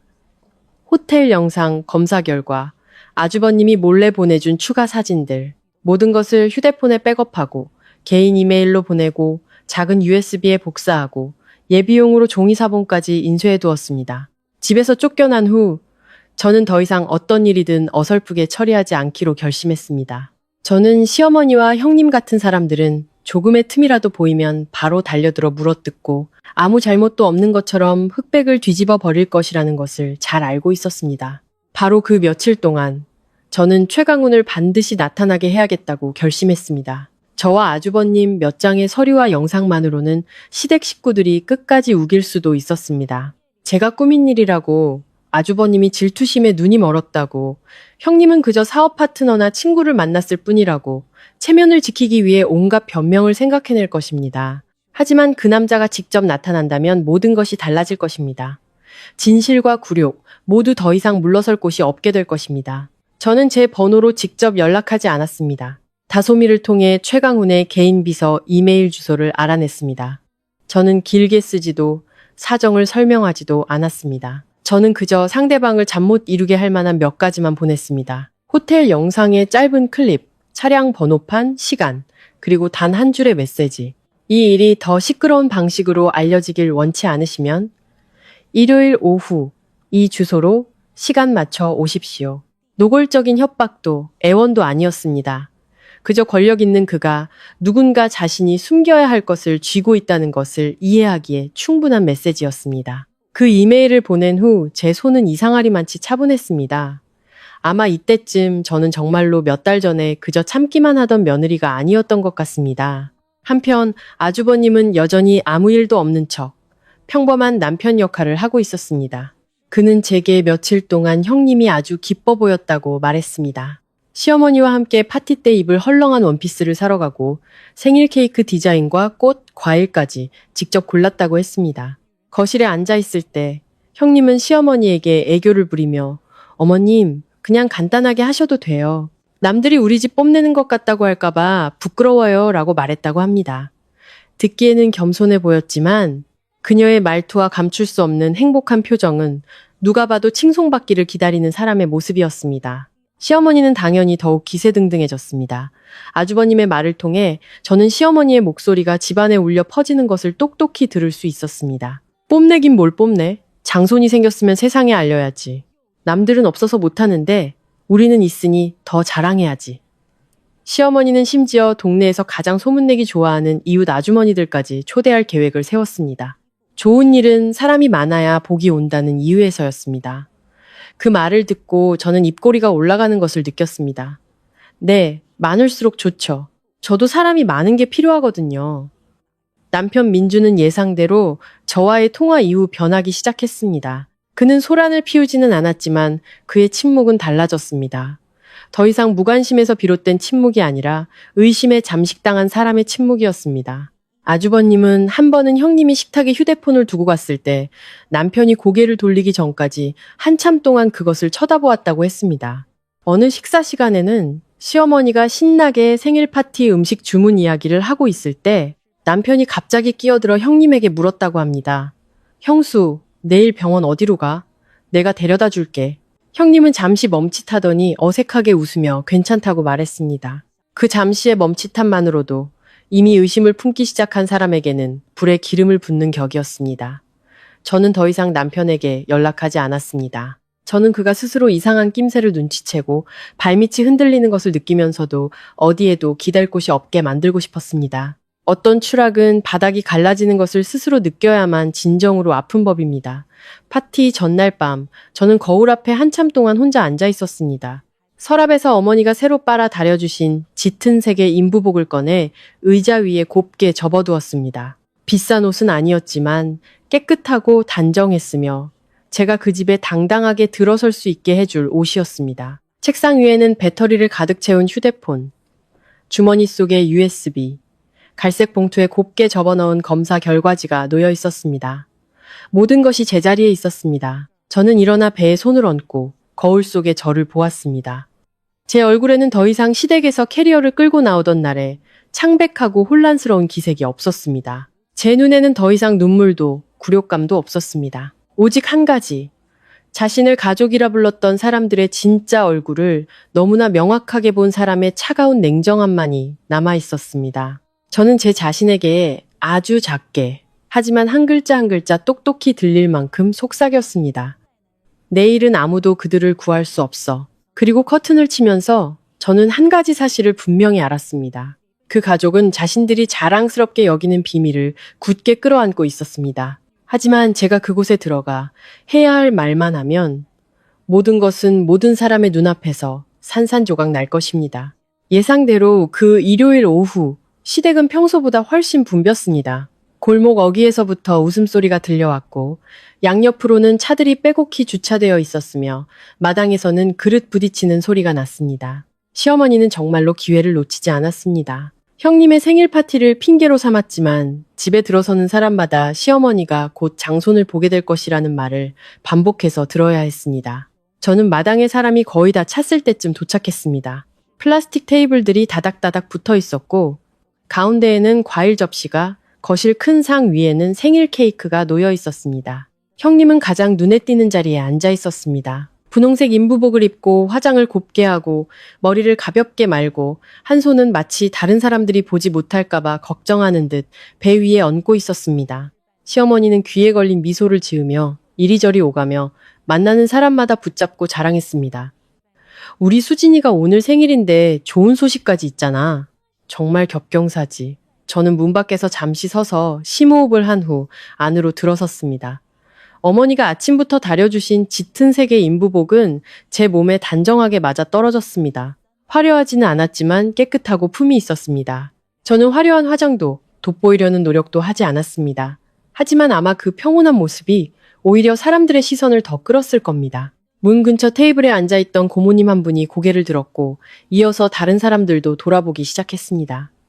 불과 몇 초 만에 마당에 웅성거림이 잦아들었습니다. 거실 문 앞에 서 있던 시어머니는 저를 보자마자 얼굴색이 변했습니다. 입가에 걸려있던 미소는 순식간에 사라지고 익숙한 적개심이 그 자리를 대신했습니다. 시어머니는 눈을 부릅뜨고 날카로운 목소리로 소리쳤습니다. 누가 너더러 여길 오라고 했어? 저는 시선을 피하지 않고 시어머니를 똑바로 쳐다보았습니다. 수많은 시선이 제게 쏠리고 있다는 것을 잘 알고 있었습니다. 하지만 이번에는 더 이상 예전에 시어머니에게 혼날 때처럼 부끄럽거나 두렵지 않았습니다. 저는 몇 걸음 더 걸어가 테이블 가장자리에 빈 의자를 끌어당겨 앉았습니다. 가방을 무릎 위에 단정히 놓고 천천히 말했습니다. 다시 살러 온 거 아니에요. 형님 생일 축하해주고 어머님이 어떻게 손주를 맞이하시는지 보러 왔어요. 근처에 앉아있던 몇몇 사람들이 서로를 쳐다보기 시작했습니다. 아주 작은 웅성거림이 일었습니다. 그들은 모두 제가 며칠 전 집에서 쫓겨난 며느리라는 것을 알고 있었습니다. 하지만 제가 바로 이 순간에 스스로 돌아올 줄은 아무도 예상하지 못했을 겁니다. 위쪽에서는 형님의 얼굴이 순간 창백해졌습니다. 아주 잠깐이었지만 저는 똑똑히 보았습니다. 그리고 그녀는 즉시 평정을 되찾고 배를 가볍게 쓰다듬으며 비웃었습니다. 쫓겨나고도 아직 정신을 못 차렸네. 여긴 왜 왔어? 사과하러? 저는 바로 형님을 보지 않았습니다. 먼저 남편을 보았습니다. 남편은 가운데 테이블에 앉아 있다가 제가 나타나자 얼굴에서 핏기가 사라졌습니다. 물컵을 들고 있던 그의 손이 허공에서 멈췄고 제 시선과 마주치자 황급히 고개를 돌렸습니다. 아주버님은 옆 테이블에 앉아 돌처럼 굳은 표정이었습니다. 다른 사람들은 제가 파티를 망치러 온 것에 화가 났다고 생각했겠지만 저는 그의 머릿속이 지금 얼마나 들끓고 있을지 잘 알고 있었습니다. 시어머니는 제가 뜻대로 반응하지 않자 더욱 화가 났습니다. 허리에 손을 얹고 마당 한가운데 서서 일부러 모두에게 들으라는 듯 큰 소리로 말했습니다. 오늘은 우리 집안의 좋은 날이야. 눈치 없는 사람은 자기 분수를 알아야지. 이제부터 이 집, 이 재산, 우리 집의 모든 것은 수진이 뱃속의 저 아들을 위한 거야. 아들 못 낳는 사람은 끼어들 생각 꿈도 꾸지 마. 그 말이 끝나자 몇몇 친척들은 고개를 끄덕이며 맞장구를 쳤습니다. 어떤 사람은 웃으며 마치 그 일이 당연하다는 듯이 행동했습니다. 저는 그 말을 듣고도 더 이상 아프지 않았습니다. 아마 사람이 밑바닥까지 짓밟히고 나면 모진 말들은 그저 상대방의 수준을 증명하는 증거일 뿐이라는 것을 깨닫게 되는 모양입니다. 저는 천천히 일어섰습니다. 큰 소리를 내지도 책상을 치지도 화를 내지도 않았습니다. 저는 그저 시어머니를 똑바로 쳐다보며 마당 끝에서 집 안까지 모두가 들을 수 있을 만큼 분명한 목소리로 말했습니다. 어머님, 그 태아가 정말 어머님 손주라고 확신하세요? 공기는 즉시 얼어붙었습니다. 숟가락 하나가 바닥에 떨어져 찡 하는 소리를 냈습니다. 물을 따르던 사람은 손을 멈췄습니다. 형님은 마치 누군가에게 세게 잡아당겨진 듯 배 위에 얹고 있던 손이 굳어졌습니다. 남편은 휙 돌아 저를 보았고 눈을 크게 떴습니다. 아주버님은 의자 팔걸이를 쥔 그의 손등에 핏줄이 돋아나는 것을 똑똑히 보았습니다. 시어머니는 잠시 멈칫하더니 목소리가 갈라지며 소리쳤습니다. 너 미쳤어? 무슨 헛소리야? 우리 집 잔치 망치려는 거지? 저는 대꾸하지 않았습니다. 그저 가방을 열어 휴대폰을 꺼내 모든 사람의 눈앞에 있는 식탁 위에 올려놓았습니다. 제 동작은 너무나 느려서 마당의 모든 사람들이 제 행동 하나하나를 주시할 수밖에 없었습니다. 그리고 저는 고개를 들어 시어머니를, 형님을, 그리고 며칠 전 저를 내쫓았던 이 집 전체를 바라보며 차갑고 분명하게 한 글자 한 글자 말했습니다. 저는 아직 아무것도 망치지 않았어요. 이 집을 망친 사람은 바로 저기 앉아 있는데요. 형님이 벌떡 일어나 날카로운 목소리로 소리쳤습니다. 너 지금 누구한테 하는 소리야? 저는 여전히 그녀를 보지 않았습니다. 제 손가락은 이미 휴대폰 화면에 닿아 열어야 할 것을 열 준비를 하고 있었습니다. 주위에서는 웅성거림이 더 커지기 시작했습니다. 사람들은 저를, 그리고 형님을, 그리고 시어머니를 호기심과 의심이 뒤섞인 눈빛으로 쳐다보았습니다. 저는 알았습니다. 불과 몇 초 안에 모든 것이 더 이상 예전 같지 않을 것이라는 것을요. 저는 눈을 내리깔고 화면을 켰습니다. 그리고 바로 그 순간 이 파티는 시댁 식구, 누구도 다시 끌어올릴 수 없는 깊은 구렁텅이로 빠져들기 시작했습니다. 제 손가락이 휴대폰 화면을 터치하는 순간 마당은 쥐 죽은 듯 조용해졌습니다. 저는 아무 말도 하지 않고 화면을 사람들 쪽으로 돌린 후 첫 번째 영상을 재생했습니다. 화면은 아주 선명했습니다. 호텔 조명이 약간 노란빛을 띄었지만 형님의 얼굴은 누구라도 알아볼 수 있었습니다. 그녀는 차에서 내려 머리를 정돈하고는 문 앞에서 기다리고 있던 짙은색 셔츠를 입은 남자를 향해 미소를 지었습니다. 그 사람은 다름 아닌 최강훈이었습니다. 형식적인 대화도 업무상 만남도 아니었습니다. 최강훈은 형님의 팔꿈치를 부축했고 두 사람은 나란히 안으로 들어갔습니다. 한 장면에서는 형님이 너무나 익숙한 습관처럼 그의 어깨에 살짝 기대기까지 했습니다. 저는 얼굴, 호텔 간판, 로비 밖 화면에 표시된 시간까지 모두 촬영했습니다. 모든 세부 사항이 너무나 명확해서 잘못 봤다거나 조작했다고 말할 수 없을 정도였습니다. 영상을 본 지 몇 초 만에 마당에서는 웅성거리는 소리가 터져나왔습니다. 문 근처에 앉아있던 고모님 한 분은 눈을 동그랗게 뜨고 손으로 입을 막았습니다. 세상에, 이건 대놓고 바람 피우는 거잖아. 옆 테이블의 한 남자는 낮은 목소리로, 하지만 모두가 들을 수 있을 만큼 말했습니다. 어쩐지 막내 며느리가 쫓겨나더라니. 집안에 시한폭탄을 키우고 있었구만. 형님은 얼굴이 새하얘졌습니다. 그녀는 벌떡 일어나 뒤에 있던 플라스틱 의자가 끽 하는 날카로운 소리를 내며 바닥에 넘어졌습니다. 당장 꺼! 그녀는 소리를 지르며 휴대폰을 낚아채려는 듯 제게 달려들었습니다. 하지만 두 걸음도 채 떼기 전에 아주버님이 앞을 가로막았습니다. 그는 너무나 빠르게 일어나 앞에 테이블이 흔들릴 정도였습니다. 핏발선 눈으로 형님을 똑바로 쳐다보며 한 글자 한 글자 힘주어 말했습니다. 그 휴대폰에 한 번만 더 손대면 이 자리에서 바로 이 집에서 쫓겨날 줄 알아. 저는 처음으로 아주버님이 막다른 길에 몰린 남자의 진짜 얼굴을 드러내는 것을 보았습니다. 더 이상 예전에 억눌린 침묵이 아니었습니다.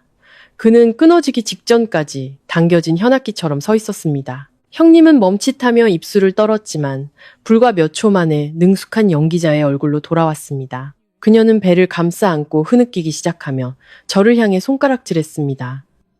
네가 날 함정에 빠뜨렸어. 네가 나를 모함하려고 꾸민 짓이야. 엄마한테 쫓겨나니까 배가 아파서 그랬지? 이 집안 다 망하게 하려는 거잖아. 저는 그녀가 우는 것을 보며 실소가 나왔습니다. 몇 달 전이었다면 그런 눈물의 누명에 떨었을지도 모릅니다. 하지만 이제는 아니었습니다. 저는 가방에 손을 넣어 준비해둔 갈색 봉투를 꺼내 모든 사람의 눈앞에 있는 식탁 위에 올려놓았습니다. 종이가 식탁에 닿는 소리는 건조하고 간결했지만 그 분위기 속에서는 마치 모든 사람의 심장을 내리치는 소리처럼 들렸습니다. 저는 한 글자 한 글자 천천히 분명하게 말했습니다. 비디오만 있었다면 울면서 변명할 수 있었겠죠. 그럼 이것도 한번 보시죠. 저는 봉투에서 서류를 꺼내 아주버님 쪽으로 밀어준 후 시어머니를 똑바로 쳐다보았습니다. 이건 아주버님과 저분 뱃속의 태아를 대조한 결과예요. 친자 관계가 성립하지 않는다고 나왔네요. 마당은 완전히 침묵에 잠겼습니다. 시어머니는 식탁 가장자리를 붙잡아야 겨우 서 있을 수 있을 만큼 떨었습니다. 그녀는 서류를 낚아채듯 가져가 마지막에 굵게 인쇄된 결론 부분을 훑어보았습니다. 저는 그녀의 손이 너무나 심하게 떨려 서류가 흔들리는 것을 똑똑히 보았습니다. 입술은 계속 움직였지만 소리는 나오지 않았습니다. 아니야, 아닐 거야. 그럴 리가 없어. 그녀는 중얼거리며 형님을 올려다보았습니다. 눈빛은 더 이상 며칠 전의 사랑과 소중함이 아니었습니다. 그것은 얼굴이 일그러질 정도의 경악과 굴욕감이었습니다. 남편은 식탁 가장자리에서 창백한 얼굴로 굳어 있었습니다. 그는 저를, 그리고 어머니 손에 들린 서류를, 그리고 다시 형님을 번갈아 보았습니다. 그의 멍한 표정은 제가 헛소리를 한 것이 아니라는 것을 깨닫기 시작했다는 것을 보여주었습니다. 그리고 지금까지 친척들 앞에서의 체면 때문에 조용히 앉아있던 시아버님도 마침내 더 이상 참지 못했습니다. 그는 손으로 책상을 세게 내리치며 소리쳤습니다. 수진아, 이게 대체 무슨 일이냐? 말해봐. 하지만 형님이 대답하기도 전에 문 밖에서 급정거하는 소리가 들렸습니다. 번쩍이는 검은색 세단이 문 앞에 멈춰 섰습니다. 마당의 모든 사람들이 일제히 돌아보았습니다. 몇 초 후, 한 남자가 차에서 내렸습니다. 얼굴은 굳어 있었고 뒤에는 서류 가방을 든 젊은 비서가 따르고 있었습니다. 최강훈이었습니다.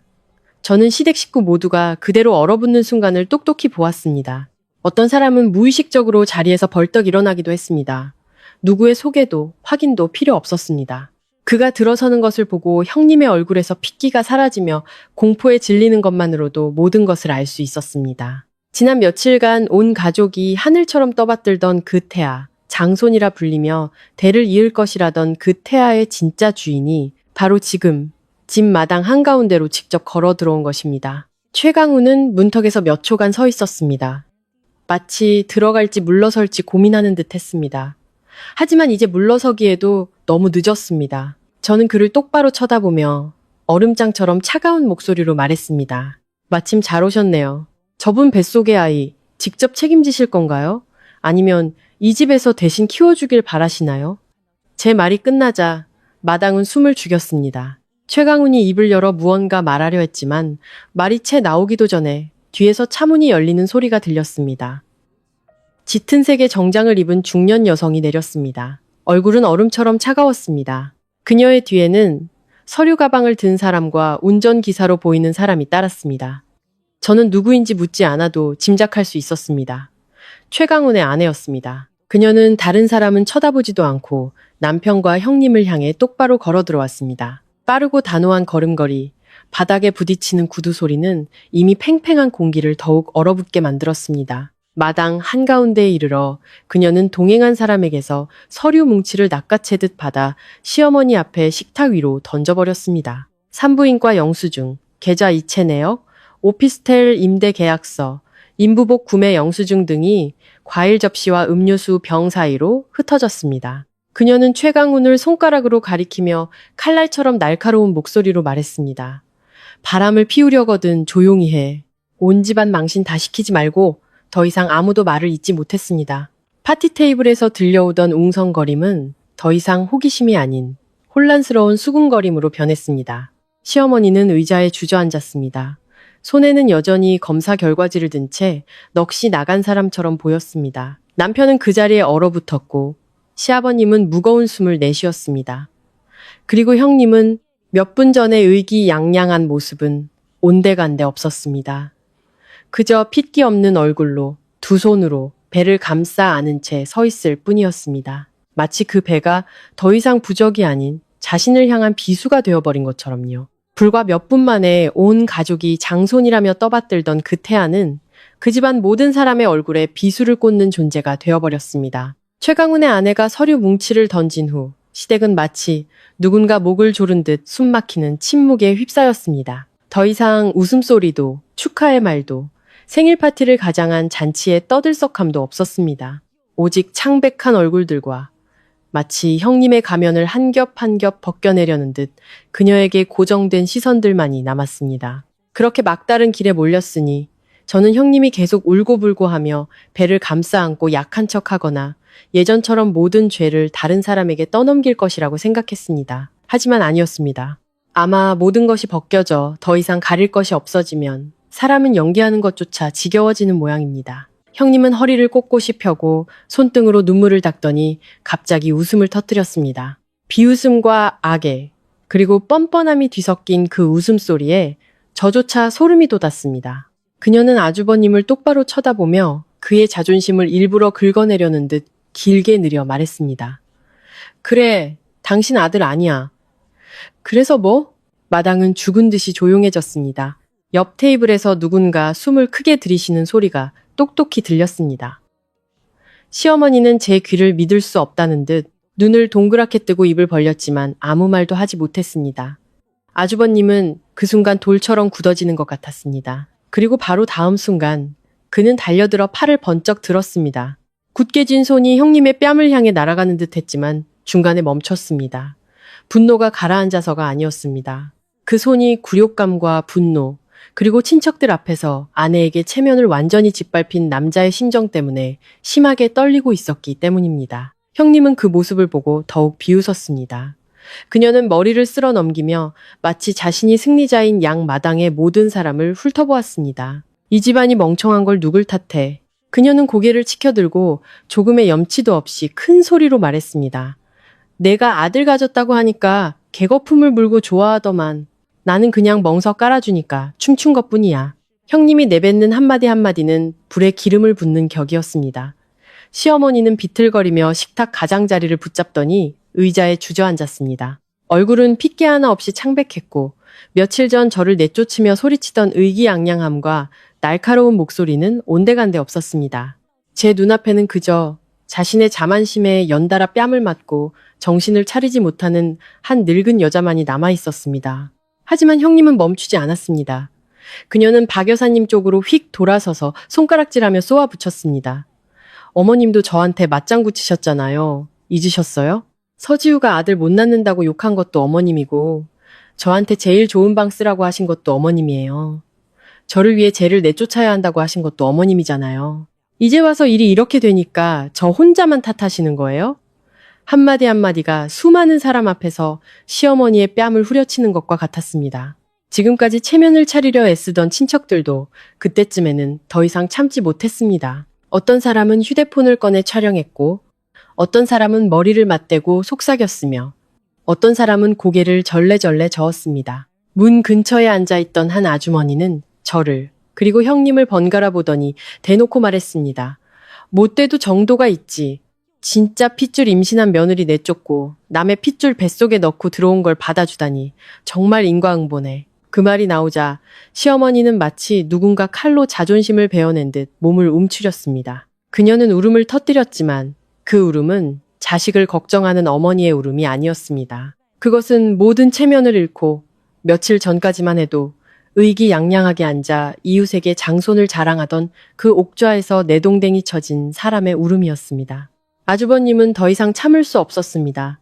그는 식탁 위에 컵을 집어 마당 바닥에 내동댕이 쳤습니다. 유리가 깨지는 날카로운 소리에 밖에 있던 아이들이 깜짝 놀랐습니다. 그는 형님을 향해 손가락질하며 핏발선 눈으로 이를 갈듯 한 글자 한 글자 내뱉었습니다. 지난 3일 동안 나는 네가 적어도 두려워할 줄은 알았어. 그런데 넌 우리 가족 전체를 그저 네 씨바지로만 생각했구나. 형님은 그 목소리에 잠시 움찔했지만 이내 입술을 삐죽였습니다. 저는 그 여자를 보며 소름 끼치는 냉기를 느꼈습니다. 어떤 사람들은 정체가 탄로나면 더 이상 부끄러움을 느끼는 것이 아니라 근처에 있는 누구든 물어뜯으려는 본능만 남는 모양입니다. 그때 저를 가장 놀라게 한 사람은 남편이었습니다. 그는 처음부터 넋이 나간 사람처럼 서 있었습니다. 저를, 그리고 어머니를, 그리고 형님을 번갈아 보며 자신이 어떤 악몽 속에 있는지조차 모르는 듯 했습니다. 하지만 형님이 그런 말들을 쏟아내는 것을 듣자 남편은 갑자기 어머니를 돌아보았습니다. 눈은 붉어졌고 더 이상 평소의 우유부단하고 약한 모습이 아니었습니다. 목소리는 분노와 서러움, 그리고 마치 스스로를 자책하는 듯 쉬어 있었습니다. 어머니, 이제 만족하세요?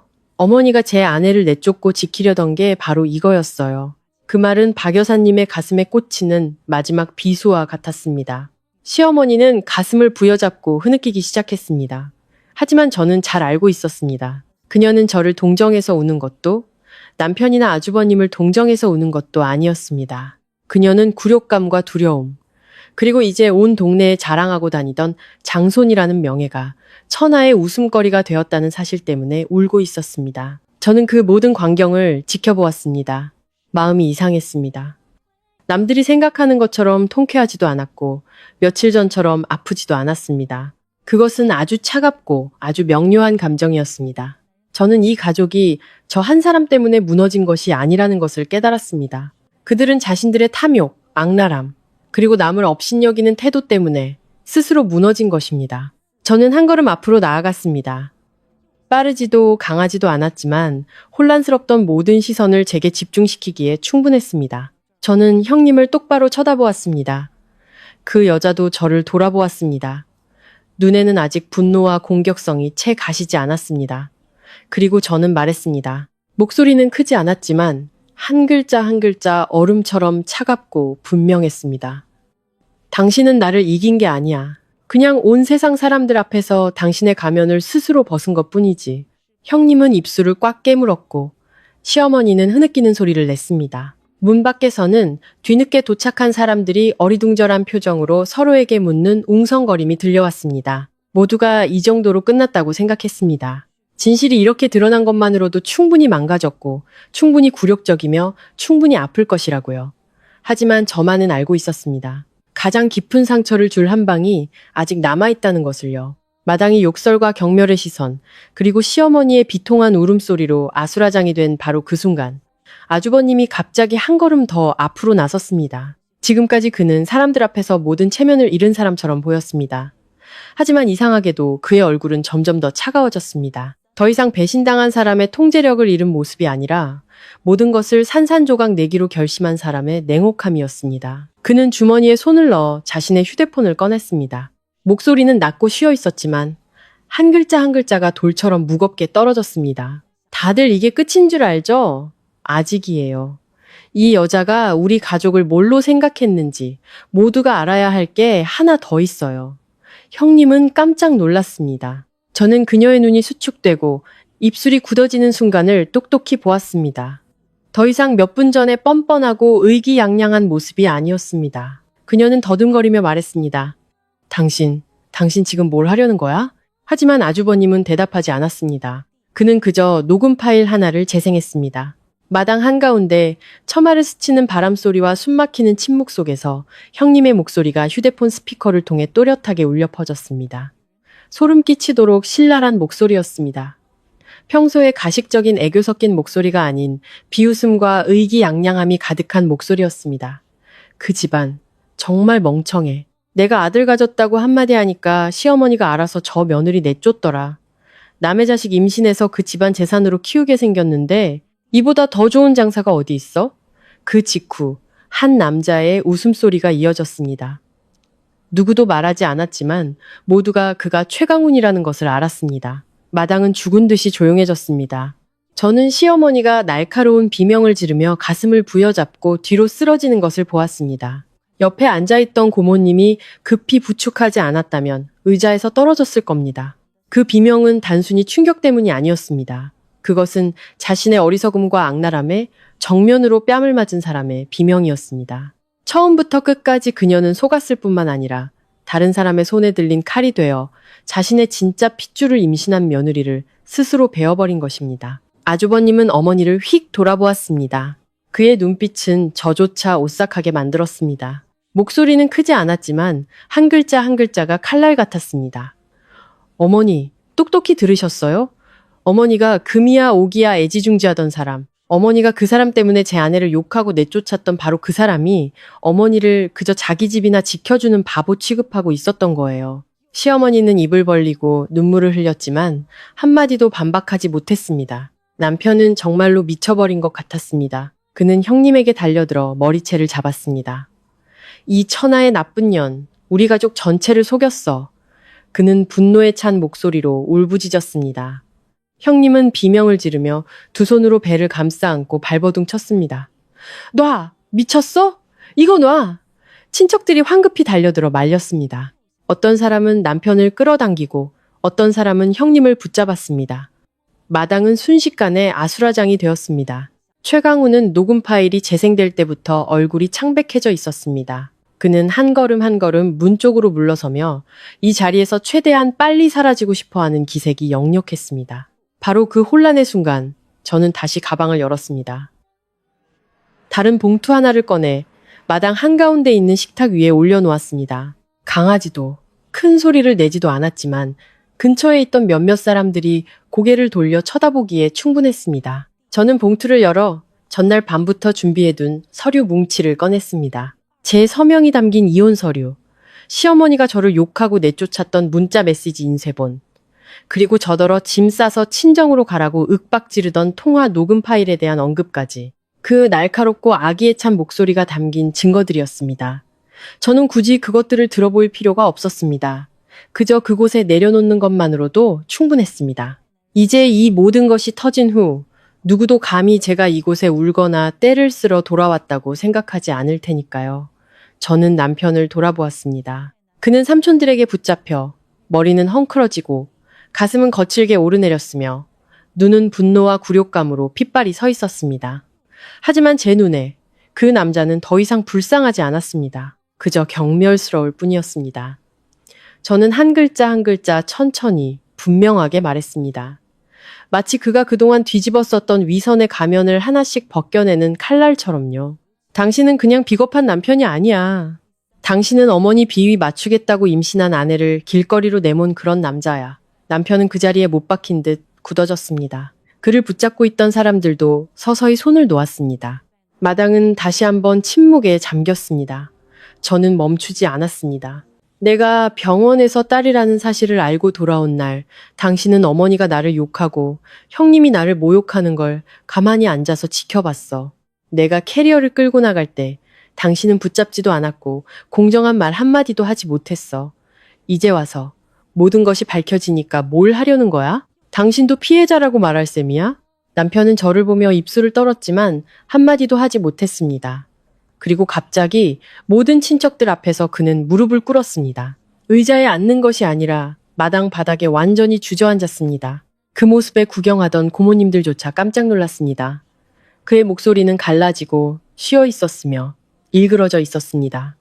지우야, 내가 잘못했어. 어머니 때문에 어쩔 수 없었어. 내가 어리석었어. 제발 이번 한 번만 용서해줘. 저는 웃음을 터뜨렸습니다. 저 자신조차 차갑게 느껴지는 옅은 웃음이었습니다. 당신네 모자가 나를 내쫓을 때 누가 우리 모자를 용서해줬나요? 그 말이 끝나자 남편은 고개를 숙였습니다. 어깨가 들썩였습니다. 하지만 저는 더 이상 연민을 느끼지 않았습니다. 그런 종류의 남자는 모든 것을 잃고 나서야 비로소 두려움을 아는 법입니다. 다만 그의 두려움이 너무 늦게 찾아왔을 뿐입니다. 시어머니도 더 이상 가만히 앉아있지 못했습니다.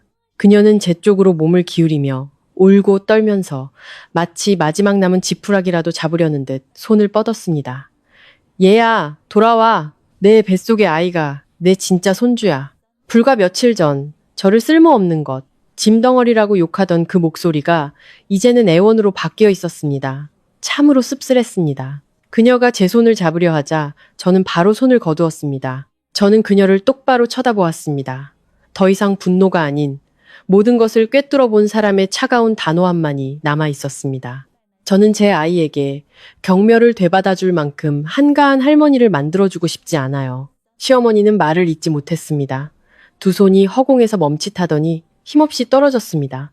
주위의 친척들은 아무도 더 이상 말을 꺼내지 못했습니다. 문 밖에서 불어오는 바람 소리가 쓸쓸하게 들려왔습니다. 그리고 마당 안에서 시댁 식구들은 비로소 진짜 공황 상태에 빠졌습니다. 하지만 제게는 그들이 저를 문 밖으로 내쫓았던 그 순간 모든 것이 이미 끝나 있었습니다. 그날 파티 이후 시댁의 모든 것은 그들 스스로도 무슨 일이 일어났는지 이해할 틈도 없이 빠르게 무너져 내렸습니다. 형님은 그날 밤 바로 아주버님에게 끌려 집에서 쫓겨났습니다. 더 이상의 미련은 없었습니다. 한때 소중히 여겨졌던 임신한 배는 이제 누구든 쳐다보기만 해도 굴욕감을 느끼게 하는 존재가 되었습니다. 최강우는 미처 자리를 뜨기도 전에 아내에게 이끌려 큰 소동에 휘말렸습니다. 나중에 듣기로는 그의 회사도 위기에 처했고 수년간 쌓아온 명성이 불과 며칠 만에 바닥으로 곤두박질 쳤다고 합니다. 시어머니는 평소 다니던 모임에서 거의 자취를 감췄습니다. 바빠서가 아니라 밖에 나갈 용기가 없었기 때문입니다. 어딜 가나 사람들이 쳐다보고 수군거렸습니다. 한 번은 지인을 통해 들었는데 시어머니가 시장에 나가자마자 사람들이 서로 속삭였다고 합니다. 저기 저 사람이래. 진짜 며느리 내쫓고 남의 핏줄 들여와서 모시던 사람. 그 말들은 크지는 않았지만 명예를 그토록 중시하던 시어머니에게는 더 이상 고개를 들고 다닐 수 없게 만드는 말이었습니다. 남편은 저희 친정집에 몇 번 찾아왔습니다. 어떤 때는 문 밖에서 한참을 서성였고 어떤 때는 보약을 들고 왔으며 한 번은 문턱에 주저앉아 고개를 숙이고 있었습니다. 저는 문틈으로 한때 제 남편이었던 그 사람의 모습이 그림자처럼 초라하게 움츠러든 것을 똑똑히 보았습니다. 하지만 저는 문을 열지 않았습니다. 복수하고 싶어서가 아니었습니다. 저는 알고 있었습니다. 한 번 닫힌 문은 단 한 번이라도 다시 열어서는 안 된다는 것을요. 저는 그들을 벌주기 위해 더 이상 아무것도 하지 않았습니다. 전화도, 하소연도, 지난 일을 들추지도 않았습니다. 왜냐하면 그날 일어난 일만으로도 그들 각자는 오랫동안 그 기억과 함께 살아가야 할 테니까요. 어떤 진실은 되새기지 않아도 그 자리에 남아 매일같이 사람들에게 과거를 상기시켜줍니다. 친정집에 돌아온 후 부모님은 많은 것을 묻지 않으셨습니다. 어머니는 그저 조용히 제가 좋아하는 음식을 만들어주셨고, 아버지는 마당을 오가시며 가끔 제 방을 들여다보며 제가 밥은 먹었는지 확인하셨습니다. 한 번은 어머니가 제 앞에 국그릇을 놓아주시며 아주 작게 말씀하셨습니다. 너는 누구를 위해 장손을 낳을 필요 없어. 그저 너 자신을 위해 건강한 아이를 낳으면 되는 거야. 그 말을 듣고 목이 메어 아무 말도 할 수 없었습니다. 아마 그때서야 비로소 진정한 가정이 무엇인지 깨달았던 것 같습니다. 그 후 저는 정기적으로 산부인과에 다니기 시작했습니다. 처음으로 화면에서 아이의 모습을 뚜렷하게 보았을 때 제 마음은 갑자기 부드러워졌습니다. 이전에 다른 사람들에게 거부당하고 비교당했던 그 아이가 지금은 아주 작지만 너무나 선명하게 그곳에 있었습니다. 저는 아이에게 말을 걸고 매일 밤 배를 쓰다듬으며 무슨 일이 있어도 이 아이를 지켜야겠다고, 이 모든 시련 속에서 유일하게 제게 남은 것을 지켜야겠다고 다짐했습니다. 어떤 밤에는 여전히 잠 못 이루고 뒤척였습니다. 후회해서가 아니라 그 집에서 살았던 날들을 떠올리면서였습니다. 식사 시간, 대화, 눈빛, 모든 것이 어제 일처럼 선명했습니다. 하지만 이상하게도 더 이상 제가 패배자라고 느껴지지 않았습니다. 그날 쫓겨난 사람이 사실은 유일하게 자신의 자존심을 잃지 않은 사람이었습니다. 시간은 느리지만 확실하게 흘러갔고 제 배는 하루하루 불러왔습니다. 진통이 찾아왔을 때 저는 어머니의 손을 꽉 잡을 수밖에 없었습니다. 그 후의 모든 것은 흐릿한 기억의 연속이었습니다. 그러다 아이의 첫 울음소리를 들었습니다. 그 울음소리는 크지 않았지만 제 심장을 터뜨렸다가 다시 채워주는 것 같았습니다. 의사 선생님이 제 품에 아이를 안겨주셨습니다. 작고 따뜻하고 이상하리만치 평온한 여자아이였습니다. 저는 오랫동안 아이를 바라보았습니다. 거창한 생각도 큰 바람도 없었습니다. 그저 안도감이 들었습니다. 마치 모든 소란과 상처 끝에 여전히 온전한 무언가를 지켜낸 것 같았습니다. 저는 아이의 이름을 가은이라고 지었습니다. 특별한 이름이라서가 아니었습니다. 그저 아이를 부를 때마다 마음의 평안이야말로 가장 지킬 가치가 있는 것이라는 사실을 기억하고 싶었기 때문입니다. 욕설도, 계산도, 경멸의 시선도 없는 집이야말로 진정으로 머물 수 있는 곳이라는 것을요. 제 이야기는 여기까지입니다. 떠들썩한 승리도 잘못을 인정하는 사람도 없었습니다. 그저 각자 자신이 저지른 일과 함께 남겨졌을 뿐입니다. 그리고 저는 제 딸을 데리고 떠났고 누구도 빼앗을 수 없는 유일한 것을 지켜냈습니다. 그들이 저를 집에서 내쫓던 날, 그들은 쓸모없는 며느리 하나를 버렸다고 생각했겠지만 사실 그들은 자신들에게 끝까지 친절을 베풀었던 유일한 사람을